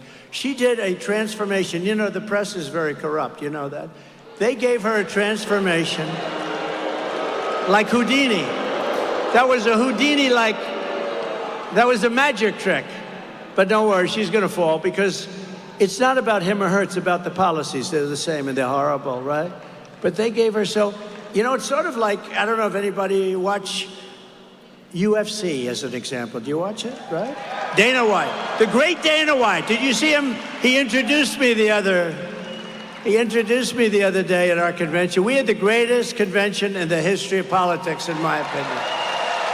Thank you, Milwaukee and Wisconsin, and the arena was beautiful. It was unbelievable. But Dana White introduced me, and he heads up UFC. He's done an incredible job. But it's almost like you're having a fight between two guys, and one guy is getting beat up bad. Then he goes to a debate, right? The debate didn't work out too well. How did the debate work out for him? I don't think so good, Scott. The debate didn't work out exactly good. Then he tried to recover from the debate by going out every day, and it got worse and worse. It was a basic disaster. But it's like having two fighters, and the one guy's getting beat up really badly, and they say, all right, stop the fight. Come on out. I'll put a new one in. That's what we have here. Kamala is the new fighter. Who cares? Under my leadership, we achieved the most secure border in U.S. history. You know that, because you didn't have people sleeping on your lawn all night. We ended catch and release. We stopped asylum, fraud, coal. We got remain in Mexico. Remember that one? You think that was easy to get? I call up the president of Mexico, a friend of mine. He's a socialist, but still he was a friend of mine. He gave us many, many thousands of troops to guard our border while we were building the wall. I built hundreds of miles of wall, and then they didn't want to finish it up, which could have taken place very quickly. But think of it. But, you know, we got remain, think of it, remain in Mexico. That means you can't come into our country. You have to remain in Mexico until you get approved, of which very few people got approved. You think that was easy? That wasn't easy. Negotiated historic safe third agreements, which are complex. I won't waste your time, but they were great. With Central American nations, built 571 miles. Think of that, a border wall. We're going to add another 200, far more than I said I was going to build. And it was working. It was working. It was good. We had the best illegal immigration non-flow, I call it. They were having a hard time. Also, drugs were way down. Human trafficking was way down. It's human trafficking in women, mostly. You know, it sounds ancient, human trafficking. It sounds like something from 1,000 years ago, but it's as big a business in a sense as the drug business. And the reason is because of the internet. The internet made human trafficking a very, very big and horrible business. They traffic in women. They put them in the trunk of a car. They put them in the back seat, and they close it up, and you can't even breathe. And they bring them across the border. We had knocked it down cold, and now it's at a level 5 times greater than it ever was before. Nobody's there to check. Nobody's to look at the car. Nobody knows who's there, who's in it.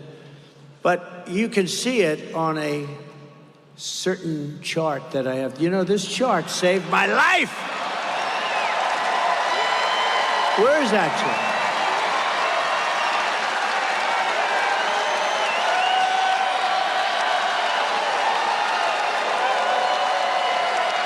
I love that chart.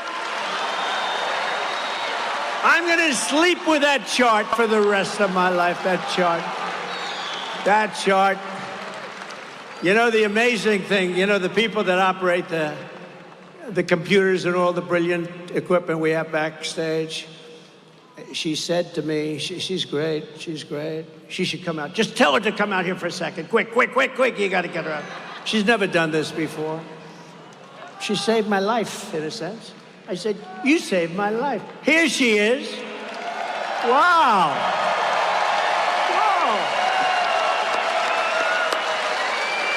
Oh, that's awesome.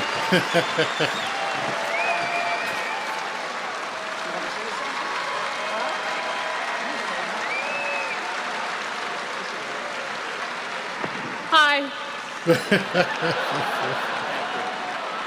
No, she's a computer genius. She saved my life. No. So, you know, the story is, but that chart, I only used it probably less than 20% of the time. So in other words, we do the rallies and stuff. Sometimes I'll pull it down, sometimes I won't, because I do things a little bit at random while I'm up here. Hello, look at a big fella back there. But I do things a little bit at random. But two things about the chart. It's always on my left, which means I'm gone. It's always on my left. If it was on my left, I have Mr. Governor, Mr. Future Governor. I have no chance, because it would have been perfect hit. And it's only used a little bit. And I always use it at the end of a speech. I never used it early. In fact, you were saying today, we were really sort of flabbergasted because you called for it at the very beginning of your speech. And that chart, I'm so proud of it. Now I like it much more than I liked it before. But see the arrow on the bottom? That's the lowest level of illegal immigration in the history of our country recorded. And that was the last week of my presidency, Mike. So that was the last week, and look what happened to our country after that.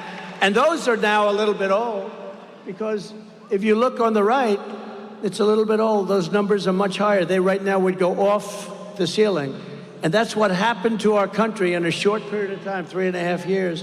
But look at that number and look at that arrow. So anyway, much more importantly right now, I say, I'm talking about illegal immigration real quick. I said, you know what, pull up the chart. Pull it up. And they weren't ready but they're so good. And I said, wow, that was so quick. There's nobody over here except for this lunatic. And because the crowd was massive, as far as the eye could see, that's why I love those outdoor sites, because you don't have to send 20,000 people back home. And I hate to do that. They come out and they want to get in, and then you get the seats. Would anybody like to give up your seat? I thought you were nicer people than that in Pennsylvania. Anyway, so I say chart, and I go like this in the chart. Pew. So a couple of things. She told me today, she said, you know, the amazing thing is you always call for the chart at the end of the speech, not the beginning. So that was one factor. That's crazy. It's always on your left, not your right. It happened to be on the right this time. I don't think I've ever seen it on the right.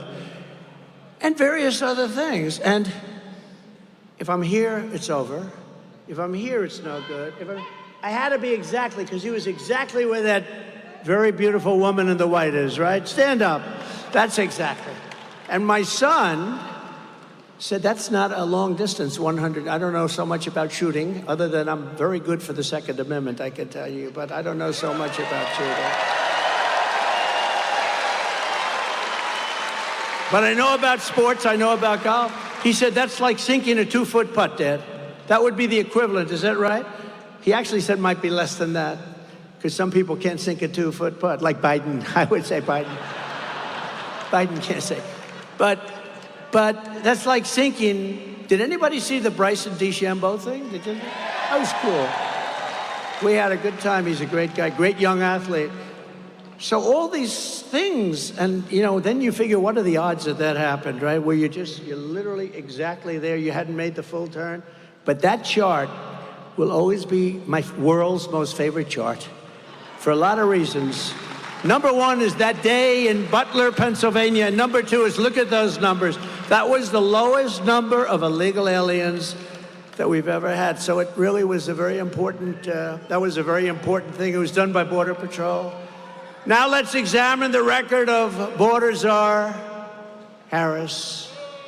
She inherited the strongest border in U.S. history and immediately turned it into the worst border nightmare in the history of the world. There's no country in the world that's ever had a border like this. I think the real number is 20 million people, maybe more. Nobody knows. You have a thing called gotaways. We have millions of gotaways, meaning people that weren't caught, they got away. Upon taking office, Harris and Biden stopped wall construction, halted all deportations, protected sanctuary cities, ended remain in Mexico and our asylum cooperation agreements, which are very important, and allowed a gigantic invasion of our country, bringing in millions and millions of illegal aliens at levels never seen before. Now, actually, other than that, I thought she was doing a very good job, right? She's done a wonderful job. She's the worst ever. And she's going to be your president. She will destroy our country. This November, the American people are going to compare these records, and they're going to tell Border Czar Harris, you have done a horrible job. You're a disgrace to our country. You're fired. Get out of here. You're fired. Get out.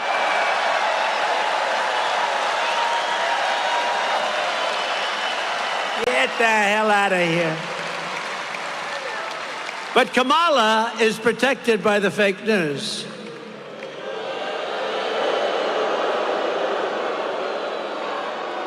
They're trying to delete everything she said. Hey, did you ever see the Unselect Committee? The Unselect Committee on January 6th, did you see where they went and deleted and destroyed all evidence? It was deleted and destroyed. So I think, Dan, you and all of my friends here, they should be indicted for that. They destroyed evidence. You know why? Because the evidence showed that we were innocent. The evidence showed that Nancy Pelosi should have had protection at the Capitol that I offered her, and they turned it down. The evidence showed that all these stories were fake, including me wanting to grab a big, strong Secret Service agent around the neck. Think of this. Think of this. I'm in a car. I say, fellas, I'd love to go down to the Capitol. Sir, we don't think it's good because, you're very exposed there. It's all that's okay. I said, you don't think we could? No. So I said, all right, where do you want to go? They'll go back to the White House. That's the experience. This one person had me getting extremely upset. I don't get upset. When somebody smart says, sir, you're probably better. And nothing was happening. Just people were walking down, remember, patriotically, right? Right? Right. So they had me coming from the back of the car. Now, these guys are very strong. They're young and strong. Not as strong as me, but they're strong. And I grabbed the one guy driving, and he's got arms like this. I grabbed him, and I was rebuffed. And then I went over to the right, and I think he's like a world champion karate guy, right? Like a very tough cookie. Bobby. His name's Bobby. That's all I know, but I know him well. He's a good guy. And I grabbed him around the neck. And I began to twist and turn. And he was in tremendous pain because of the power of Trump. Tremendous pain. And then I went back to the White House and I started throwing hamburgers at the wall. This is the story this person told. So they went to the Secret Service. They found out it was all bullshit. Everything. All made up. It was just made up.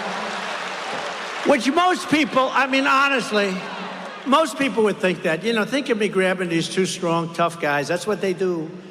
The one guy said, you know, if somebody ever put their arms around me, he's trained automatically to go with his fingers like that. You know, that's what he's trained. I like other things better, personally. I'd like to run the country better. That's what I'd like to do, you know. So they're good with the finger. They're good with their fingers into the eye. The fingers into the eye, and you have a tendency to immediately let go and get a towel and start crying because it hurts. They say, oh, that hurts. No, it was all made up stuff, you know. It was all made up stuff. But wouldn't you think it is? I mean, who would believe Trump was so angry he grabbed the one guy who was rebuffed. Then he grabbed the other one around the neck. These people are sick. Who would believe it? But probably some people do, even if it's 5 people. But some people would believe it. You know, they hear it. They deleted everything because the stories turned out to be false. They deleted everything. Nancy Pelosi turned down 10,000 troops or National Guard. If we had 500, you wouldn't have had a problem. And what you never see is the crowd. The crowd was the largest crowd I've ever spoken before. And a small portion walked peacefully and patriotically down to the Capitol. You remember the term? Peacefully and patriotically. He's horrible. It's insurrection. You know, if you have an insurrection, you don't say peacefully and patriotically, right, Mike? You say, let's go. No, these are really bad people. These are crooked people. And then her daughter, you saw that about a month ago, her daughter taped her saying that it was her fault. Their daughter is a cinematographer. I'm sure Nancy's thrilled. They just released a tape where Nancy is saying, this is my fault. This is during the thing because she didn't accept my offer. She said, this is my fault. I could have stopped this. Now she's trying to say, well, she didn't really mean that. No, these are bad people. They're trying to delete everything that she said over the last, think of it, this is on Kamala, it's no different. Over the last 10 years, that's controversial or bad. It's like defund the police, the fact that she was given authority over the border, that, you know, they're trying to say that under no circumstances was she even in charge of the border. And the fake news is trying to delete everything. Are you seeing what's going on? They're trying to delete everything. But you know, the internet is wonderful in certain ways. We have every single copy of every article, but they're trying to delete it. I told you all that earlier. Under crazy Kamala's policies, you know, when I got hit, everybody thought I was going to be a nice guy. And they thought I changed. Remember, just before the Republican convention. And nobody thought I'd be there. You know, it's not great to be there when your ear is slightly throbbing. Let's go to the convention, darling, to the First Lady. Let's go. But I got there. Next day I left, right? And it was the greatest convention.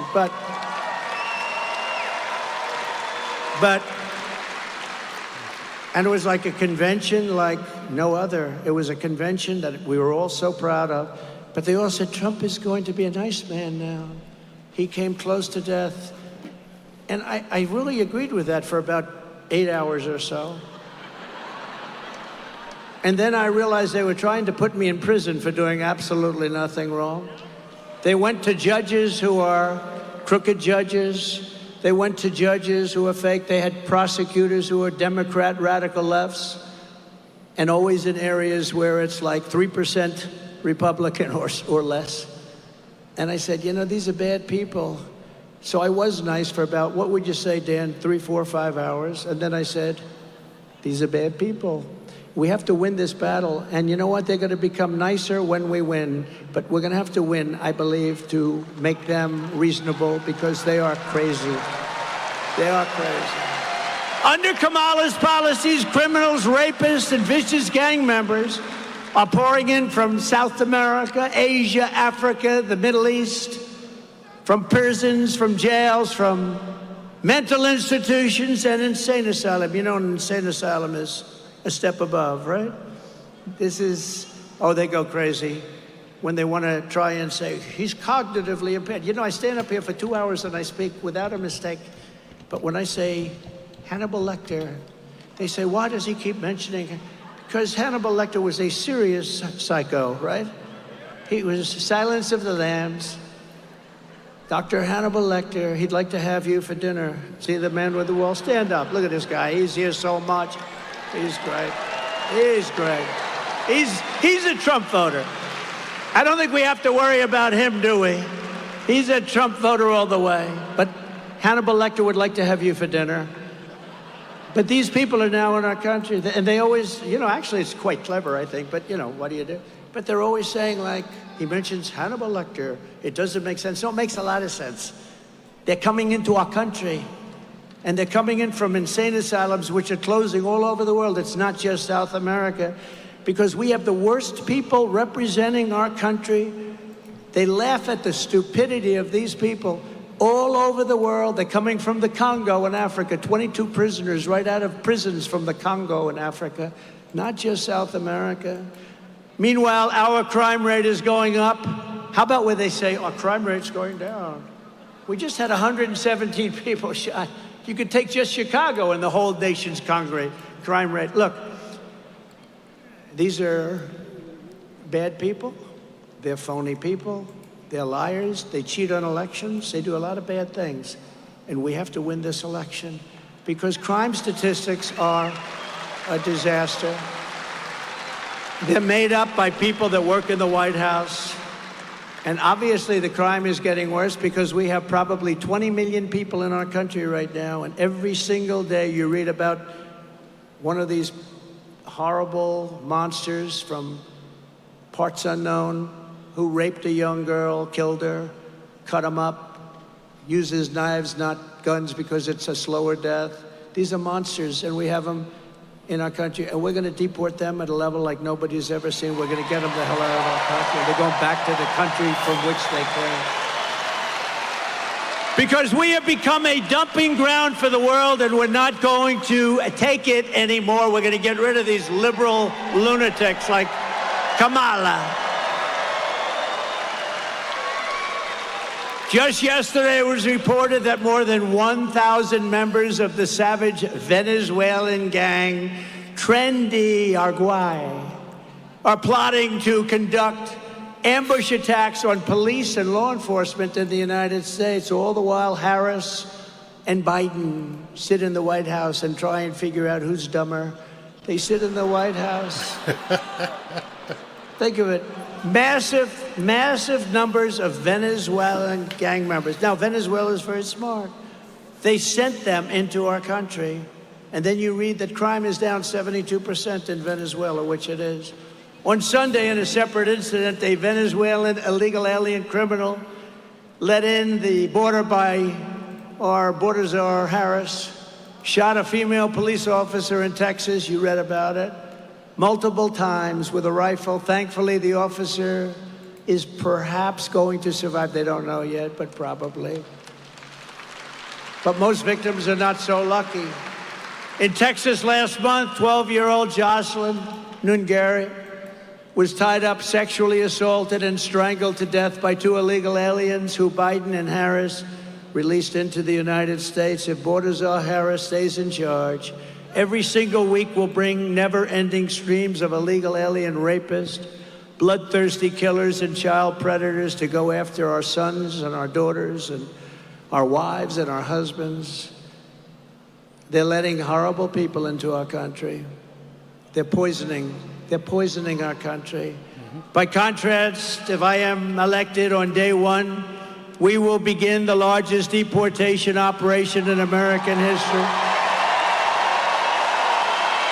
And we will immediately deport all of the criminals that Border Czar Harris has allowed to enter our country. They'll be deported.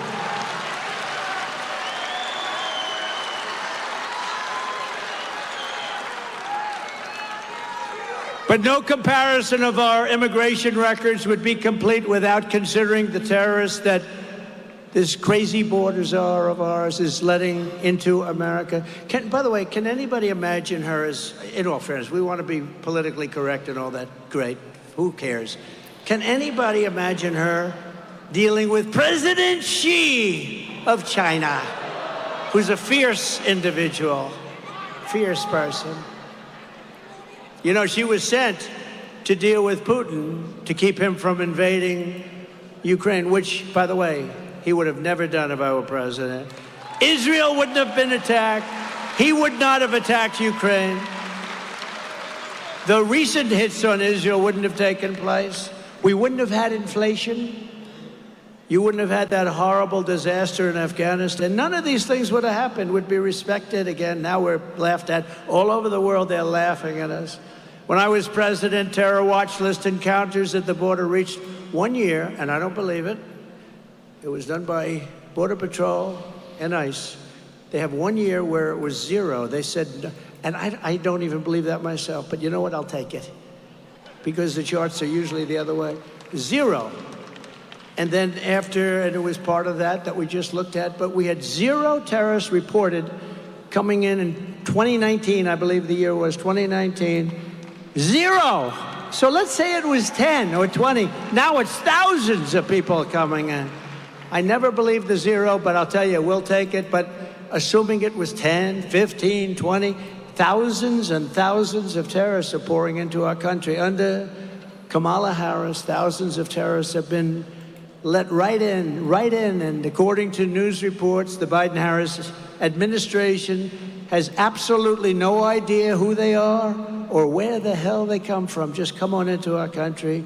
But you're going to be finding this out. You're going to have to be, you're going to have a migrant crime statistic that's going to rival anything that we've ever had.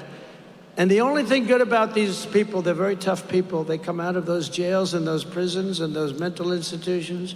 The only thing that is really good about them is they make our criminals look like very nice people. It's true.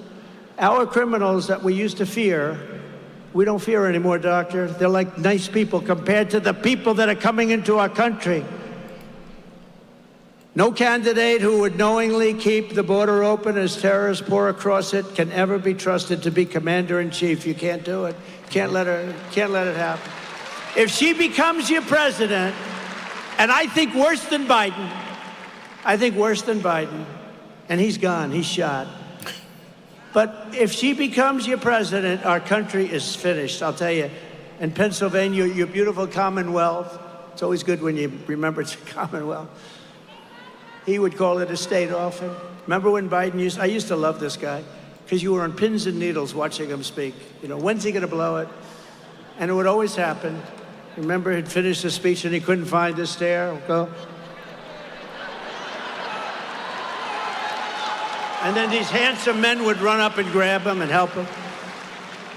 And every time I imitate it, the First Lady tells me, why do you keep doing that? Because they keep saying you can't find the stairs off the podium. You know, you've only got about 9 stairways off the podium. But unlike Kamala Harris, I will keep radical Islamic terrorists the hell out of our country. We're going to keep them out. We're going to be safe. We're going to have a safe place. Fact is, 4 years ago, we were respected like never before. I would say like never before. We were respected by China, by Iran. Look at Iran. Iran is going wild now, aren't they? You know, Iran was broke when I was president. They didn't have money to give to Hamas. They didn't have money to give to Hezbollah. You see what's going on now with Hezbollah now. You're going to end up in a world war. You're going to end up in a third world war pretty soon with this guy between Ukraine and Russia and the stupidity with what I will get that negotiated and ended before I ever take office. I'll do it after the election as president-elect. In addition to her atrocious record on border security, Kamala Harris would also obliterate Pennsylvania's economy. You know about that. She's against fracking. She's against oil drilling. She wants everybody to have one electric car and share it with the neighbors. Harris has stated repeatedly that she supports, quote, banning fracking. I ban fracking. I will ban it on my first day. Now she's denying it. Remember, A politician always goes back to what their original thought was, right? And she co-sponsored the $100 trillion Green New Scam designed to abolish the oil, coal, and natural gas industries entirely. We have more liquid gold under our feet than Saudi Arabia, than Russia by far. And under me, we took it from fourth place and third place. We took it to first place by a lot. We were energy independent, soon to be energy dominant. We were going to make so much money. We were going to pay off debt and reduce your taxes still further. Now, you can't do anything with these lunatics. Under a Harris presidency, 423,000 Pennsylvania jobs are linked to fracking. They'd all be demolished. She's against fracking. She's not going to allow you to frack. She's not going to allow you to frack. And the only reason they're allowing it now, you know, they cut it way back. That's what caused the inflation. And then he opened it up again back to the Trump days. He opened it up to the same because it's similar, because he wanted to try and get reelected. They didn't know his party was going to overthrow him. It was a coup. This was a coup of a president. He will be famous. He will be more famous for the coup than the bad job he's done, okay? But this was a coup of the President of the United States. This was like a South American, you know, you read about South America, every week they have a coup. And they also do the attacks on political opponents, by the way. Your economy would take a $41 billion hit. This is Pennsylvania. Gutting billions of dollars from your state and local budgets, slashing funding for your schools and police forces, and plunging Pennsylvania into severe economic depression. Enjoy it. Look, if they get in, your state is screwed. Your state is, you guys are screwed. Good luck, everybody. Have fun in Congress, Mike. But I will never let that happen. But you don't need to take my word for it alone. Kamala's anti-American energy crusade. Let's just listen to her. Now, she's a totally, oh, no, I love fracking. Let's just see what her video says. She had it taped just a little while ago. Let's go. Will you commit to implementing a federal ban on fracking your first day in office, adding the United States to the list of countries who have banned this devastating practice? There's no question I'm in favor of banning fracking. Okay? If I said that, nobody would believe it. So, and that's where she is. She's a radical left person who destroyed San Francisco, and she'll destroy the country just like she did California and San Francisco. She was the leader of that pack that destroyed San Francisco. It's not only Gavin Newsom. Gavin Newsom, he's another beauty. Oh, we're doing great in the state. Everyone's leaving. We're doing great. The state's doing wonderfully. They do have wonderful weather, and it's a beautiful place, but it's overridden with crime. He's doing such a terrible job. He's a con man. You know, I watched him on the great Sean Hannity show, and he was saying like, no, the state's never done better, never done. It's all a fake. It's all lies. The state is a disaster. They're moving to Texas, Florida, Tennessee. They're moving to a lot of North Carolina, South Carolina. When we win this November, we will end the Biden-Harris war on American energy, and we will end their terrible war on fracking. Fracking is incredible. The money you make in Pennsylvania, you could quadruple your taxes. If you lost that industry, you could quadruple your taxes. The policy of the Trump administration will be to drill, baby, drill.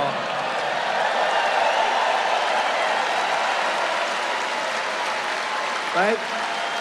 Right?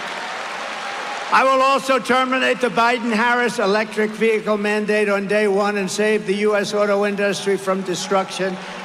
We are going to rebuild our auto industry, and the United Auto Workers are mostly going to vote for me, but, you know, they have a head of the United Auto Workers who's a fool. He's giving our auto industry to China by allowing this electric mandate to even be thought of. And again, I'm all for electric cars. There's a certain little section that wants to have electric. I can understand that, but it's a small section. They want to have gasoline-powered cars. They want to have hybrids, and they're going to have that.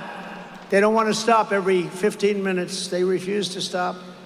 You know, I have a friend of mine got an electric car, and he was used to driving from Kentucky, great state, to Washington, and he'd drive, and, you know, he'd drive it.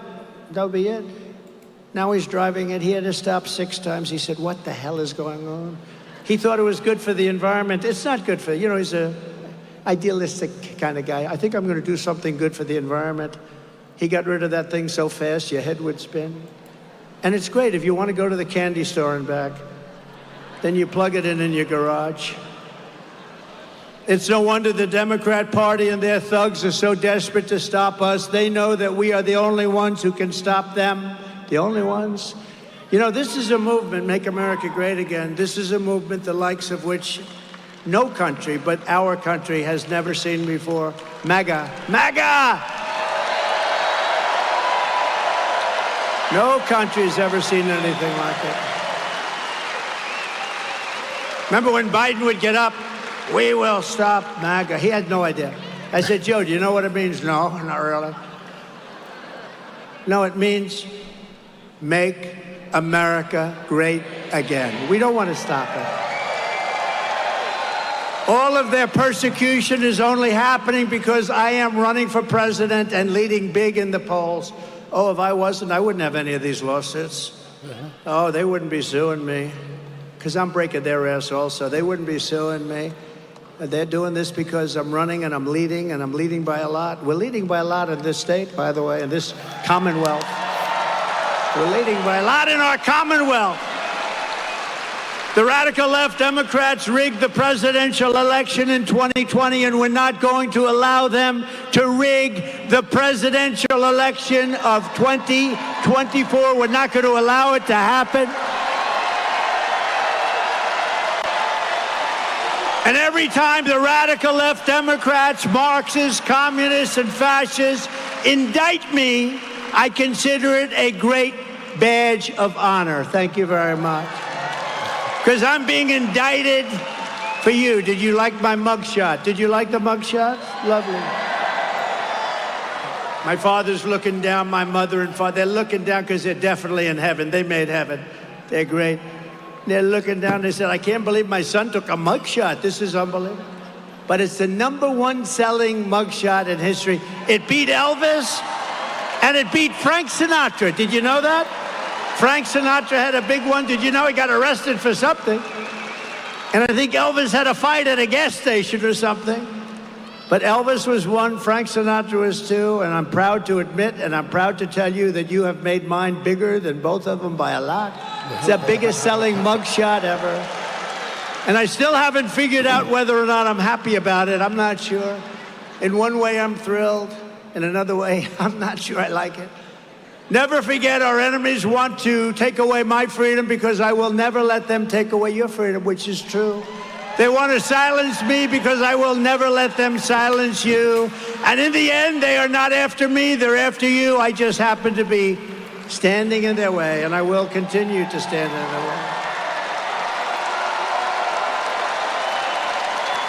I will always be here. I'll be here. I don't know. I'm getting tired of protecting you, but I love it.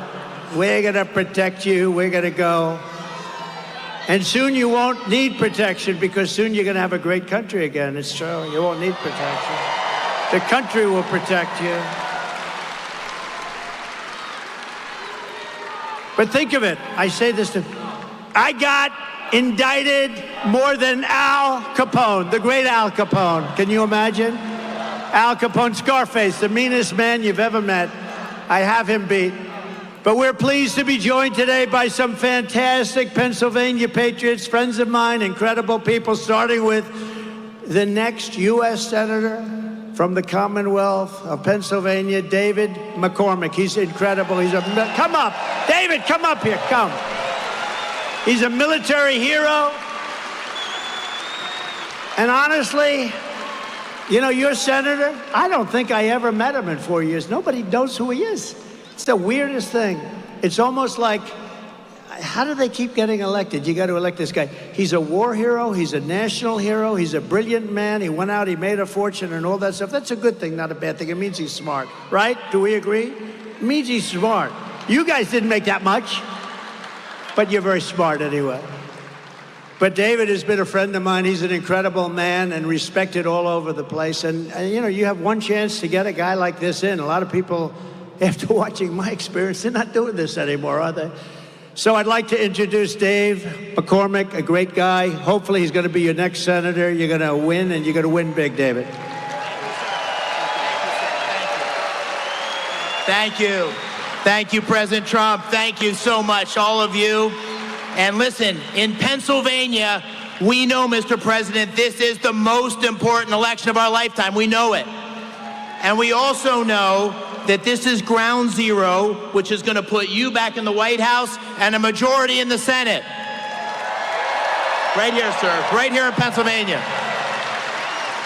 And I want to welcome you back to Pennsylvania after Butler. We're so glad you're here, sir. Thank you. Thank you for being here.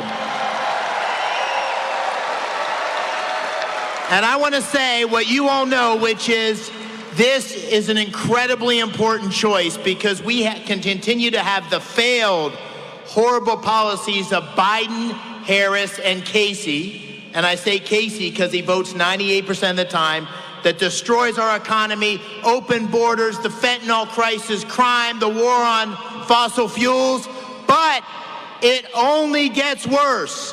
It only gets worse under Harris, Casey. It only gets worse. And that is why we need strong leadership, common sense leadership. And when I go on the campaign trail, Mr. President, the thing I hear that people want most is strength. And I tell them, listen, I'm a combat veteran. I'm an Army wrestler. And when I was standing there in Butler and saw those bullets flying, and I've seen people get shot at before, and you came up and put that fist in the air and said, fight, fight, fight.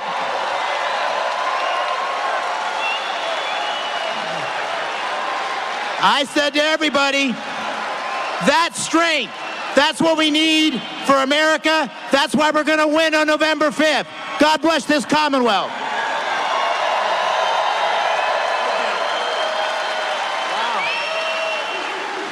Wow. That's great. You know, David, it is true. David was in Butler, and he was sitting exactly there. And you know, Corey was sitting right behind him. Can you imagine? Corey was killed. He was sitting right behind David. And David didn't flinch. He didn't move. I mean, some people moved. Actually, I think it was really known that when bullets are fired in a stadium, everyone really gets moving fast. They call it a stampede. Nobody moved. You looked at the people behind me, right? Everyone's seen those people. Those people have become legendary. That was just a small group. The main tens of thousands of people around here, you couldn't even see the end. Nobody ran. Nobody moved. They knew I was in trouble. They said, he's in trouble. If you went to a soccer stadium where you'll have a bullet go off, one bullet, the whole place runs for the exits. Nobody ran. And how about the man behind me with the black outfit and the green floppy hat? He's like this. David, did you see him? He's right there. He's standing. He's looking, right? Where? Get up here. Is that him? Yeah, that's him. Wow. That's great, huh? Well, you can be in a foxhole with me anytime, man. Wow. Thank you. That's great. That was a hell of a day, huh? But there were a number of them back there. They were just brave. Everybody. There was nobody that fled. I think nobody fled, right? They were brave people, and they were looking, and they were pointing. They saw it. They were pointing. It was incredible. And one of these crowd control people that came in afterwards said they've never seen it where bullets are fired. And I'll tell you something. David was standing and sitting right, literally, the bullets were going over your head. They were going over my head, too, the second group. But you weren't a flincher either, were you? You weren't. And Corey, right alongside of you, right behind him. And you got to vote for this man. He's a hero, and he's a great gentleman. He'll be a great senator. And it's time for a change. Time for a change. I mean, a vote for Dave McCormick is a vote to seal our borders, stop migrant crime, defeat inflation, bring down prices, and defend Pennsylvania energy. You have to defend your energy. They will not allow fracking. If they got in, her first move will be to end fracking all throughout the United States. Dave is running against truly not a good member. I don't like to be disrespectful. He's been there a long time, but Bob Casey is a stiff. He's a stiff. Nobody knows who the hell he is. I don't think I've ever gone to a meeting where he's been in the meeting, Mike. Mike has been in the meeting. Dan has been in the meeting. Scott is at too many meetings, right? No, I don't think I've ever been to a meeting where Casey's even been there. And I've been to a lot of meetings with a lot of senators, but, you know, he just sort of goes along year after year. His father was there, he's there. We want to have a great warrior. Dave, good luck. Good luck. Thank you, Dave. Vote for him. We're pleased to be joined today by some really fantastic people, some, I would say, truly great warriors. And if you could, maybe Congress people, just stand up, right? Just stand up. Scott Perry, Mike Kelly, G.T. Thompson, G.T., hi, Dan Muser, Lloyd Smucker.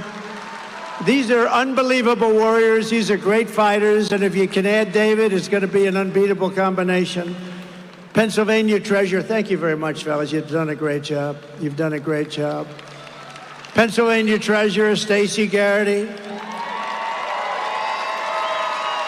Lancaster County Commissioner Josh Parsons.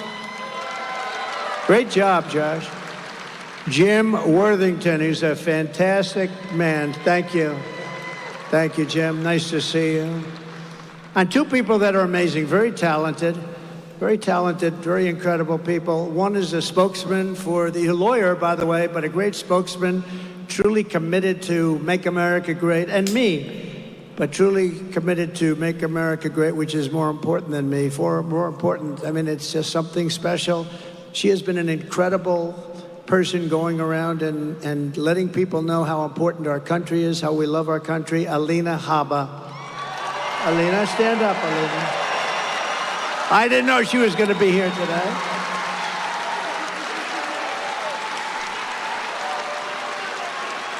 Love her, love her. And another person, one of the most talented writers, a person who truly has the pulse of this area, Pennsylvania, and the Rust Belt in general. The Rust Belt is her territory. Nobody covers it better. Selena Zito. Selena, where are you, Selena? Where are you? Thank you. She's a great writer. We're also joined by Tiffany Hall, a single mother of four from Columbia, Pennsylvania, who wants to tell us firsthand what the Biden-Harris inflation nightmare has done to her family. It's destroyed her family. Tiffany, please come up, please. Thank you. Thank you, Tiffany.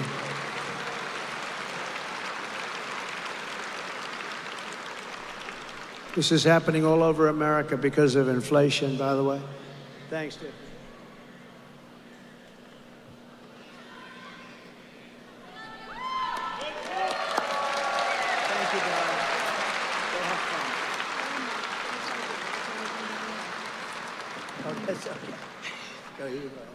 Thank you very much. So, gas prices are just astronomical.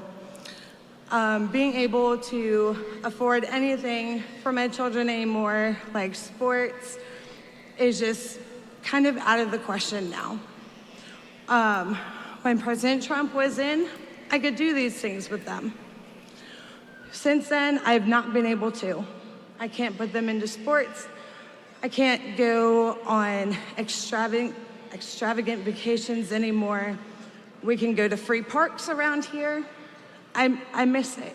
I miss when we didn't have to pull out of our pockets for things. I'm hoping we can get back to a point where I'm financially stable. You will. And others, I know I can't be the only one. We're all going to the gas pump and be like, man, here goes the last of what I have.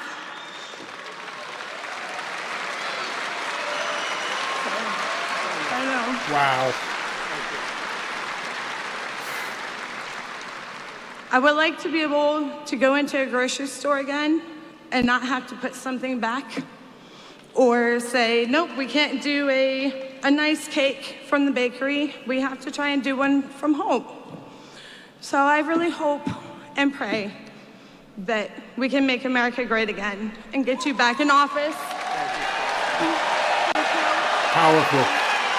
Absolutely powerful. Come on, show some love and click that like button. Wow, thank you, Tiffany. Wow. So cute. You know, she said, oh, I can't believe it. I left my notes down on her seat. I said, just go and wing it. And she did better. You did better than if you had your notes, Tiffany. I have to be honest. That's great. You did better. Thank you. Appreciate it. Things like that happen. I said, well, give it a shot. She did better. Starting on day one of the Trump administration, we will end inflation and we will make America great again. We will deliver regulation cuts, energy price cuts, interest rate cuts, and we will drive prices down, and we'll drive them down very fast. We will pass massive tax cuts for workers, and that includes no tax on tips. To protect Pennsylvania jobs, I will revoke China's most favored nation trade status. I will pass the Trump Reciprocal Trade Act. If China or any other country makes us pay a 100 or 200% tariff or tax, we will make them pay a reciprocal tariff or tax of 100 or 200% right back. You hurt us and we hurt you. It's an eye for an eye. Before I even arrive at the Oval Office shortly after we win the presidency, and it's we win the presidency, I mean that, I will have the horrible war between Russia and Ukraine settled. And I am the only one that can say it. I know all the players, and they respect us, they respect me, and they used to respect our country, but no longer. I will prevent World War III. That's where we're heading. We're heading to World War III, and you see it. I will restore peace through strength. Over and over again, our enemies have watched Biden and Harris signal a lack of will, total weakness to do what's necessary to protect American people and stand up for our allies. A week ago, the Prime Minister of our closest Middle Eastern ally, Israel, came to address Congress. You saw that. Instead of sending a clear signal that the United States will never abandon an ally, a very important one, Kamala chose to politicize the moment, to grandstand, making a show of refusing to attend. You know where she was? She went to a sorority party. Can you believe it? Even though it was her duty as president of the Senate to be there, it was her duty to be there. Her Democrat allies fell in line. Chuck Schumer refused to shake the Israeli prime minister's hand. Chuck Schumer has become a Palestinian. Yes, has. Can you believe it? He's become a proud member of Hamas. Nancy Pelosi likewise denounced the speech in shameful terms. You know, 15 years ago, Israel had the strongest, most powerful lobby in this country. Now it's almost the opposite, with AOC +3 and all the people, the enemies of our country in a true sense. But they are, and the enemies, when they saw all these people abandon Israel, they took note. And I don't think it's accidental that just 4 days after Harris and Biden repudiated our Israeli allies, Iran's top terrorist group, Hezbollah, fired an Iranian missile to kill 12 innocent children at a soccer field in northern Israel. Happened right after he left. With great embarrassment, he left. The terrorists did it because they assumed they could get away with it because the United States is weak and ineffective and no longer respected. We are no longer respected. We are a failing nation. I mean, it's horrible. You don't want to say it. I wish I didn't have to say it. I wish I could say they're doing a phenomenal job. I wouldn't run. I wouldn't run. I wouldn't have to run. I would be very happy to have somebody do a phenomenal job. I wouldn't have to run, and I'd be very happy with that. I'd be proud of our country. But right now, our country is a joke. It's being laughed at all over the world. The truth is, Harris and Biden's weakness is inviting every rogue enemy worldwide to absolutely get away with murder. In my next term, we will build a great Iron Dome missile defense shield over our country, a dome like has never been seen before, and it will be entirely made in the USA and right here in Pennsylvania, big sections of it. And I will cut, remember this, I will cut all of the bad talk about Social Security. They're going to destroy your Social Security, but I will not cut 1 cent from Social Security or Medicare. And I kept my promise for 4 years, and I will keep it again. And seniors should not pay taxes on Social Security. And they won't. They won't. There are the people. It's up to you.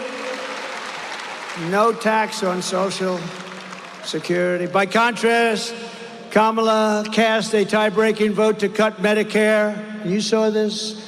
By $237 billion in a heartless betrayal of American seniors. We're going to rebuild our cities into beacons of hope, safety, and beauty better than they have ever been before. We will take over the horribly run capital of our nation in Washington, D.C., clean it up, renovate it, fix it, rebuild it.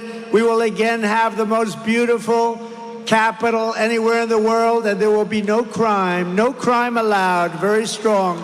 Right now, you go there, you get mugged, you get shot.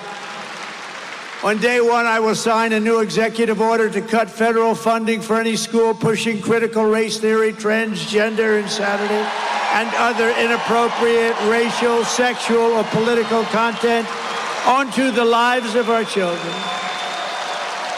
And I will not give 1 penny to any school that has a vaccine mandate or a mask mandate.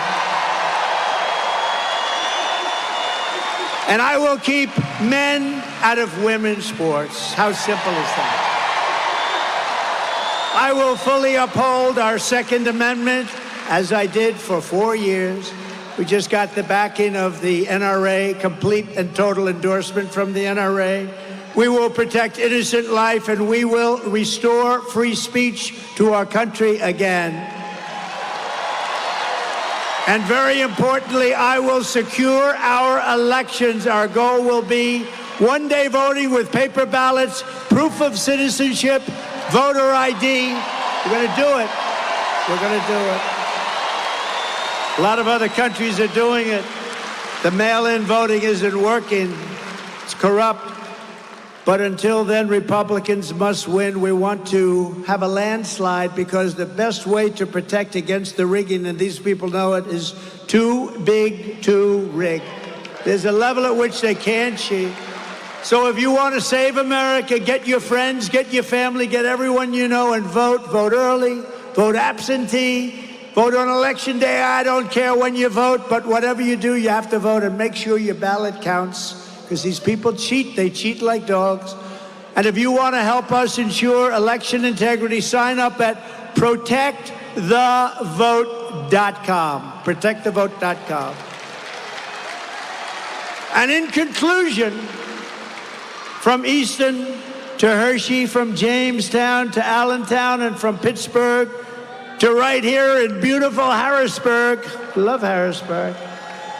We got a lot of votes in Harrisburg.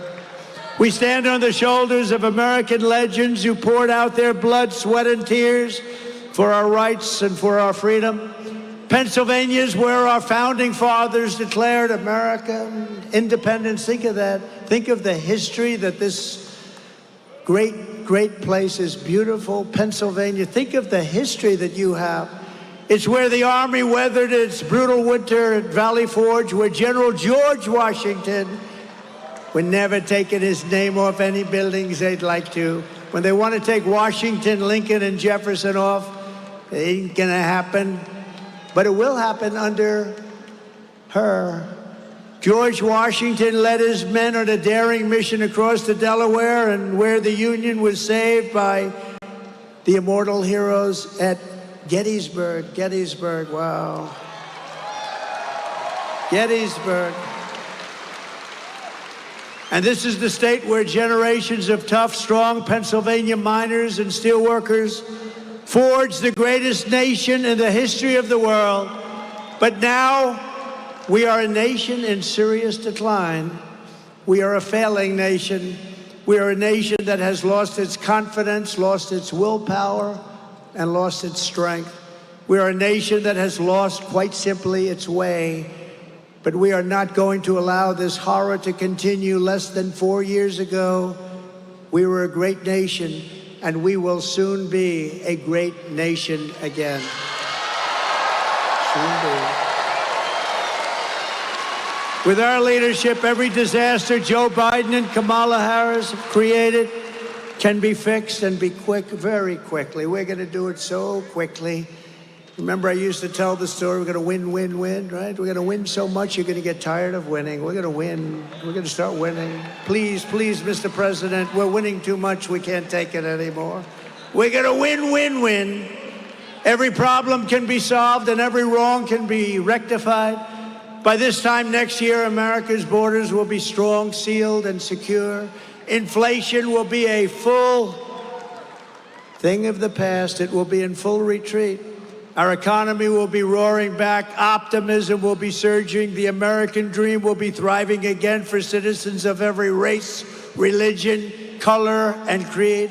Law and justice will reign all throughout our land. Freedom will be restored. The flame of liberty will be burning bright. Joe Biden and Kamala Harris, the worst administration in the history of our country, will be a fading memory of the past, and our great silent majority, including the once forgotten men and women of our country, will be the ones shaping America's magnificent future when I am the 47th President of the United States. Because we are all Americans, and together we will show November 5th to be the most important day in the history of our country. We are one movement, one people, one family, and one glorious nation under God. And together we will make America powerful again. Make America wealthy again. Make America strong again. Make America proud again. Make America safe again. Make America free again. And we will make America great again. Thank you, Pennsylvania. God bless you. God bless you. Thank you. Another great rally in the books. I love how much he went off script, how much he went off teleprompter and just basically talked to the people. That's what I'm telling you. Kamala Harris can't do that. None of the issues that people actually care about does Kamala even have a chance to talk to people about. Notice that woman who came up on stage was probably the best part of this entire thing. A real woman, I don't mean like fake woman, but I mean a real person who's going through some serious stuff that many people can align with. Having a trouble trying to find out what she can spend, what she can't spend, what can she do for dinner, what can she do for entertainment, what can she do for her kids. And to me, it's like something that the Democrats just don't care about. This white woman can't take her kids to the movies. Oh, too bad. And I'm like, why would you just be so denigrating to somebody? Why would you just treat people as though they don't matter in what they're going through in their lives? She's not asking. That woman didn't ask for a hand out. She's like, basically, just fix it. It was fine before. I'm not asking for food stamps. I'm not asking for money. I'm asking you to fix what you broke. She knows what life was like before Joe Biden came into office. She knows what she had to do to feed her family. She knows all of that. And now she can't do the things that her kids are used to. How horrible is that? And the Democrats don't want to speak to it.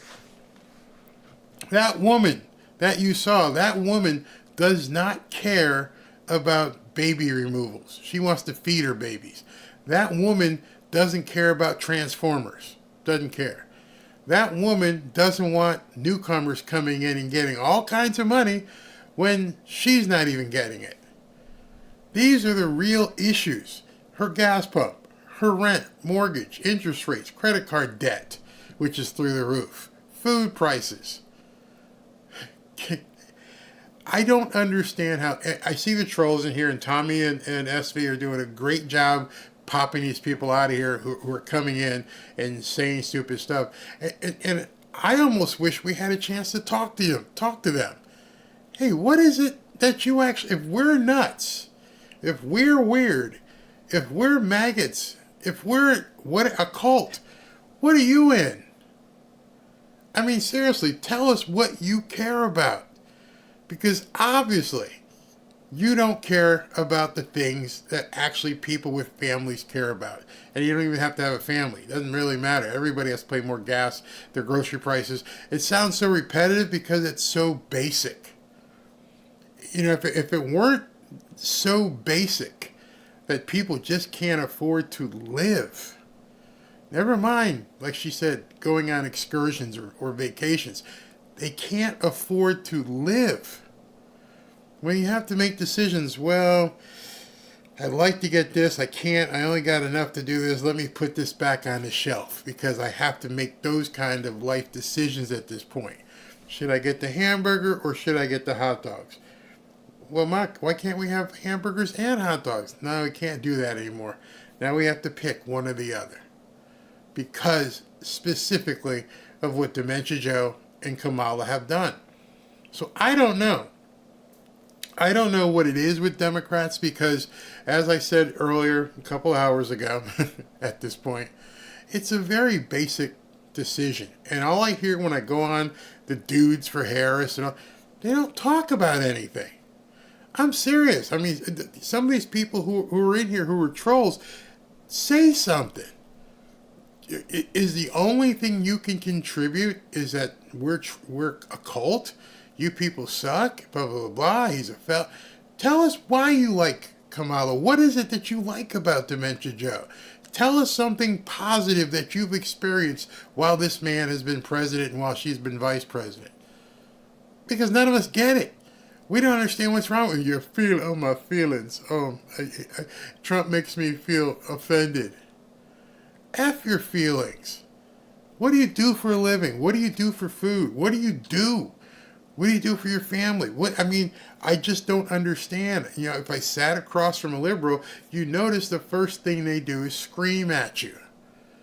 If you're walking someplace with a Trump hat or something, well, they don't do it to me. I'm a little bit too big. But if people walk around with a Trump shirt, they bitch at you. Instead of just saying, hey, listen, I think Kamala is a better choice because X, Y, and Z. I called out Stephen A. Smith in a video a couple of days ago. I called him a liar. He didn't respond. Didn't expect him to. I got more views than he got anyway. But I'm saying, now lately you've been going out there and saying that Kamala Harris should be elected and Roland Martin and some of these people, but you never say why. I find that very odd. You want to talk about a cult? If you can't tell me what you see in Kamala and why you would want to see her as president, other than the fact that she's a woman and sort of black, that's it? That's the criteria at this point? Are we at such a point in our society where nothing else matters other than the color of your skin and your gender? That's it. We want her there. And they never can tell you why.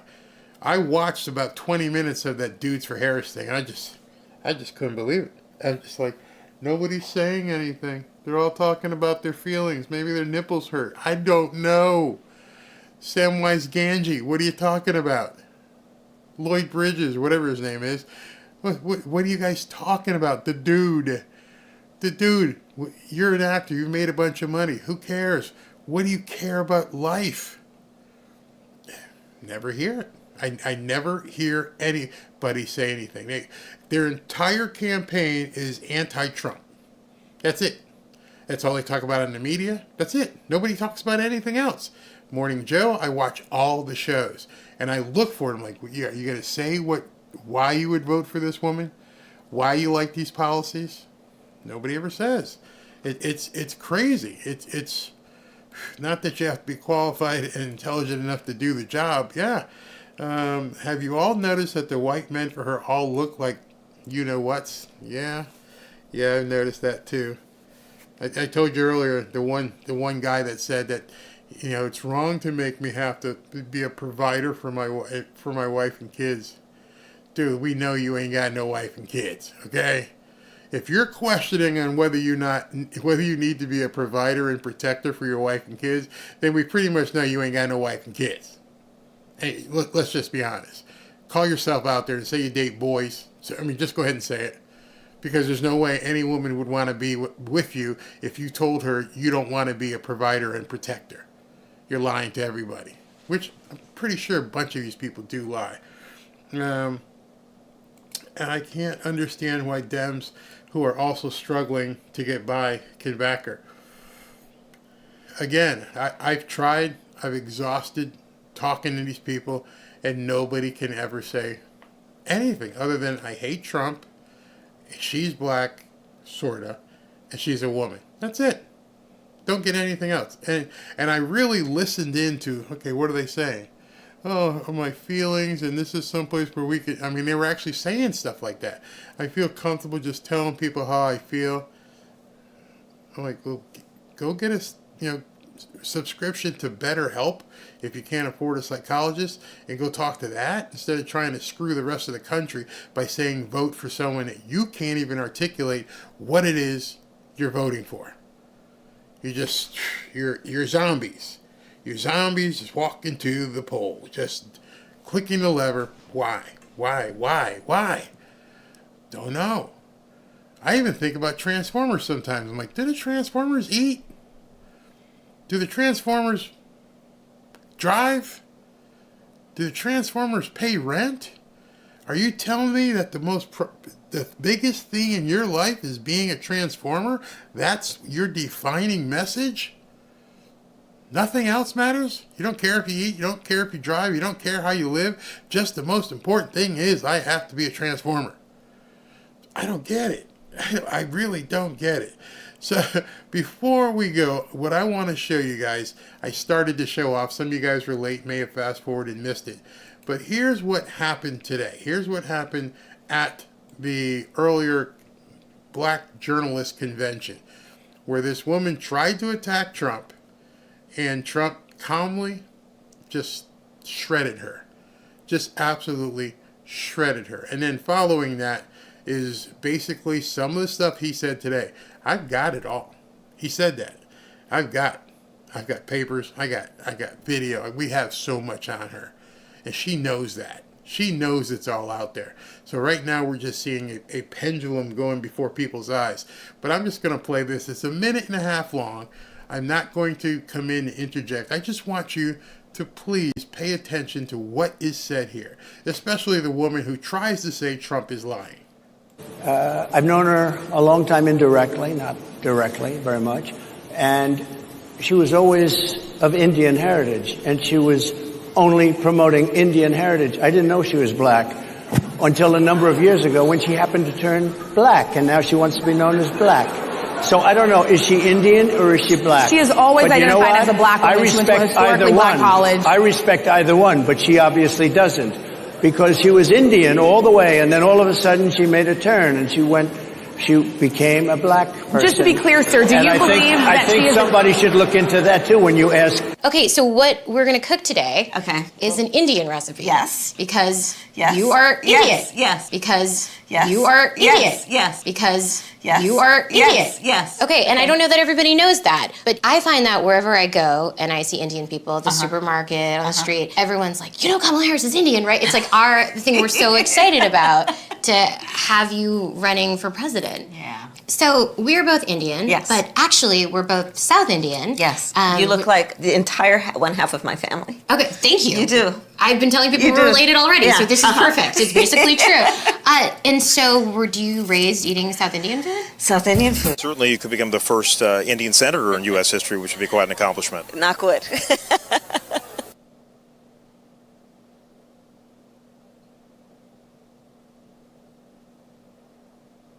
That's it. I don't know how she morphed. I don't know how people accept that she morphed and pretend and put up the grand illusion that she has now morphed into a black person when she obviously wasn't. Now it's convenient. And she's got Stephen A. Smith and Roland Martin and Joy Reid and everybody else out there trying to do the pendulum and get people to realize that she's now black. You know, in this age of identifying any way you want, I don't care. That's not really that important to me. What's important to me is she lied. What's important to me is she continues to lie. If you can believe that now all of a sudden she's okay with fracking when she's on video saying, I'm absolutely going to stop fracking, and she's trying to flip-flop and they're trying to remake her and they're trying to say what you see isn't true, what you see and hear, see with your eyes and hear with your ears is not true, when that kind of gaslighting is being put forth over and over and over, how can you trust her to say anything? If the only thing she can say is that her opponent is a convicted felon, a serial liar, racist, blah, blah, blah, blah, blah, instead of saying, what are you going to do? And if you're going to do it, why haven't you done it? She can't. And there's a whole legion of zombies who don't care if she answers those questions. So obviously they don't care about America. So we're 3 hours in. Thank you very, very much for hanging out all this time. I tried to catch as many of the super chats that came through. I'm going to start doing something different at the end here. I want to thank Deanna Prohl for that. I'd like to thank Nancy Copeland for the $5 there. I'd like to thank Dee Dee for the $1.99. I'd like to thank NJ Sound very much. Thank you very much. And Melissa, thank you as well. I know there were a bunch more, but I'm going to try now at the end of every stream to go ahead and, make sure I can acknowledge as many people as possible. The rest of you, thank you very, very much. Saturday, we've got the big rally in Atlanta, which I think is going to be huge. We're going to give away a ton of stuff. And then Friday night, we're going to go ahead and do a video on polling and methodology behind polls. So thank you very much for tuning in.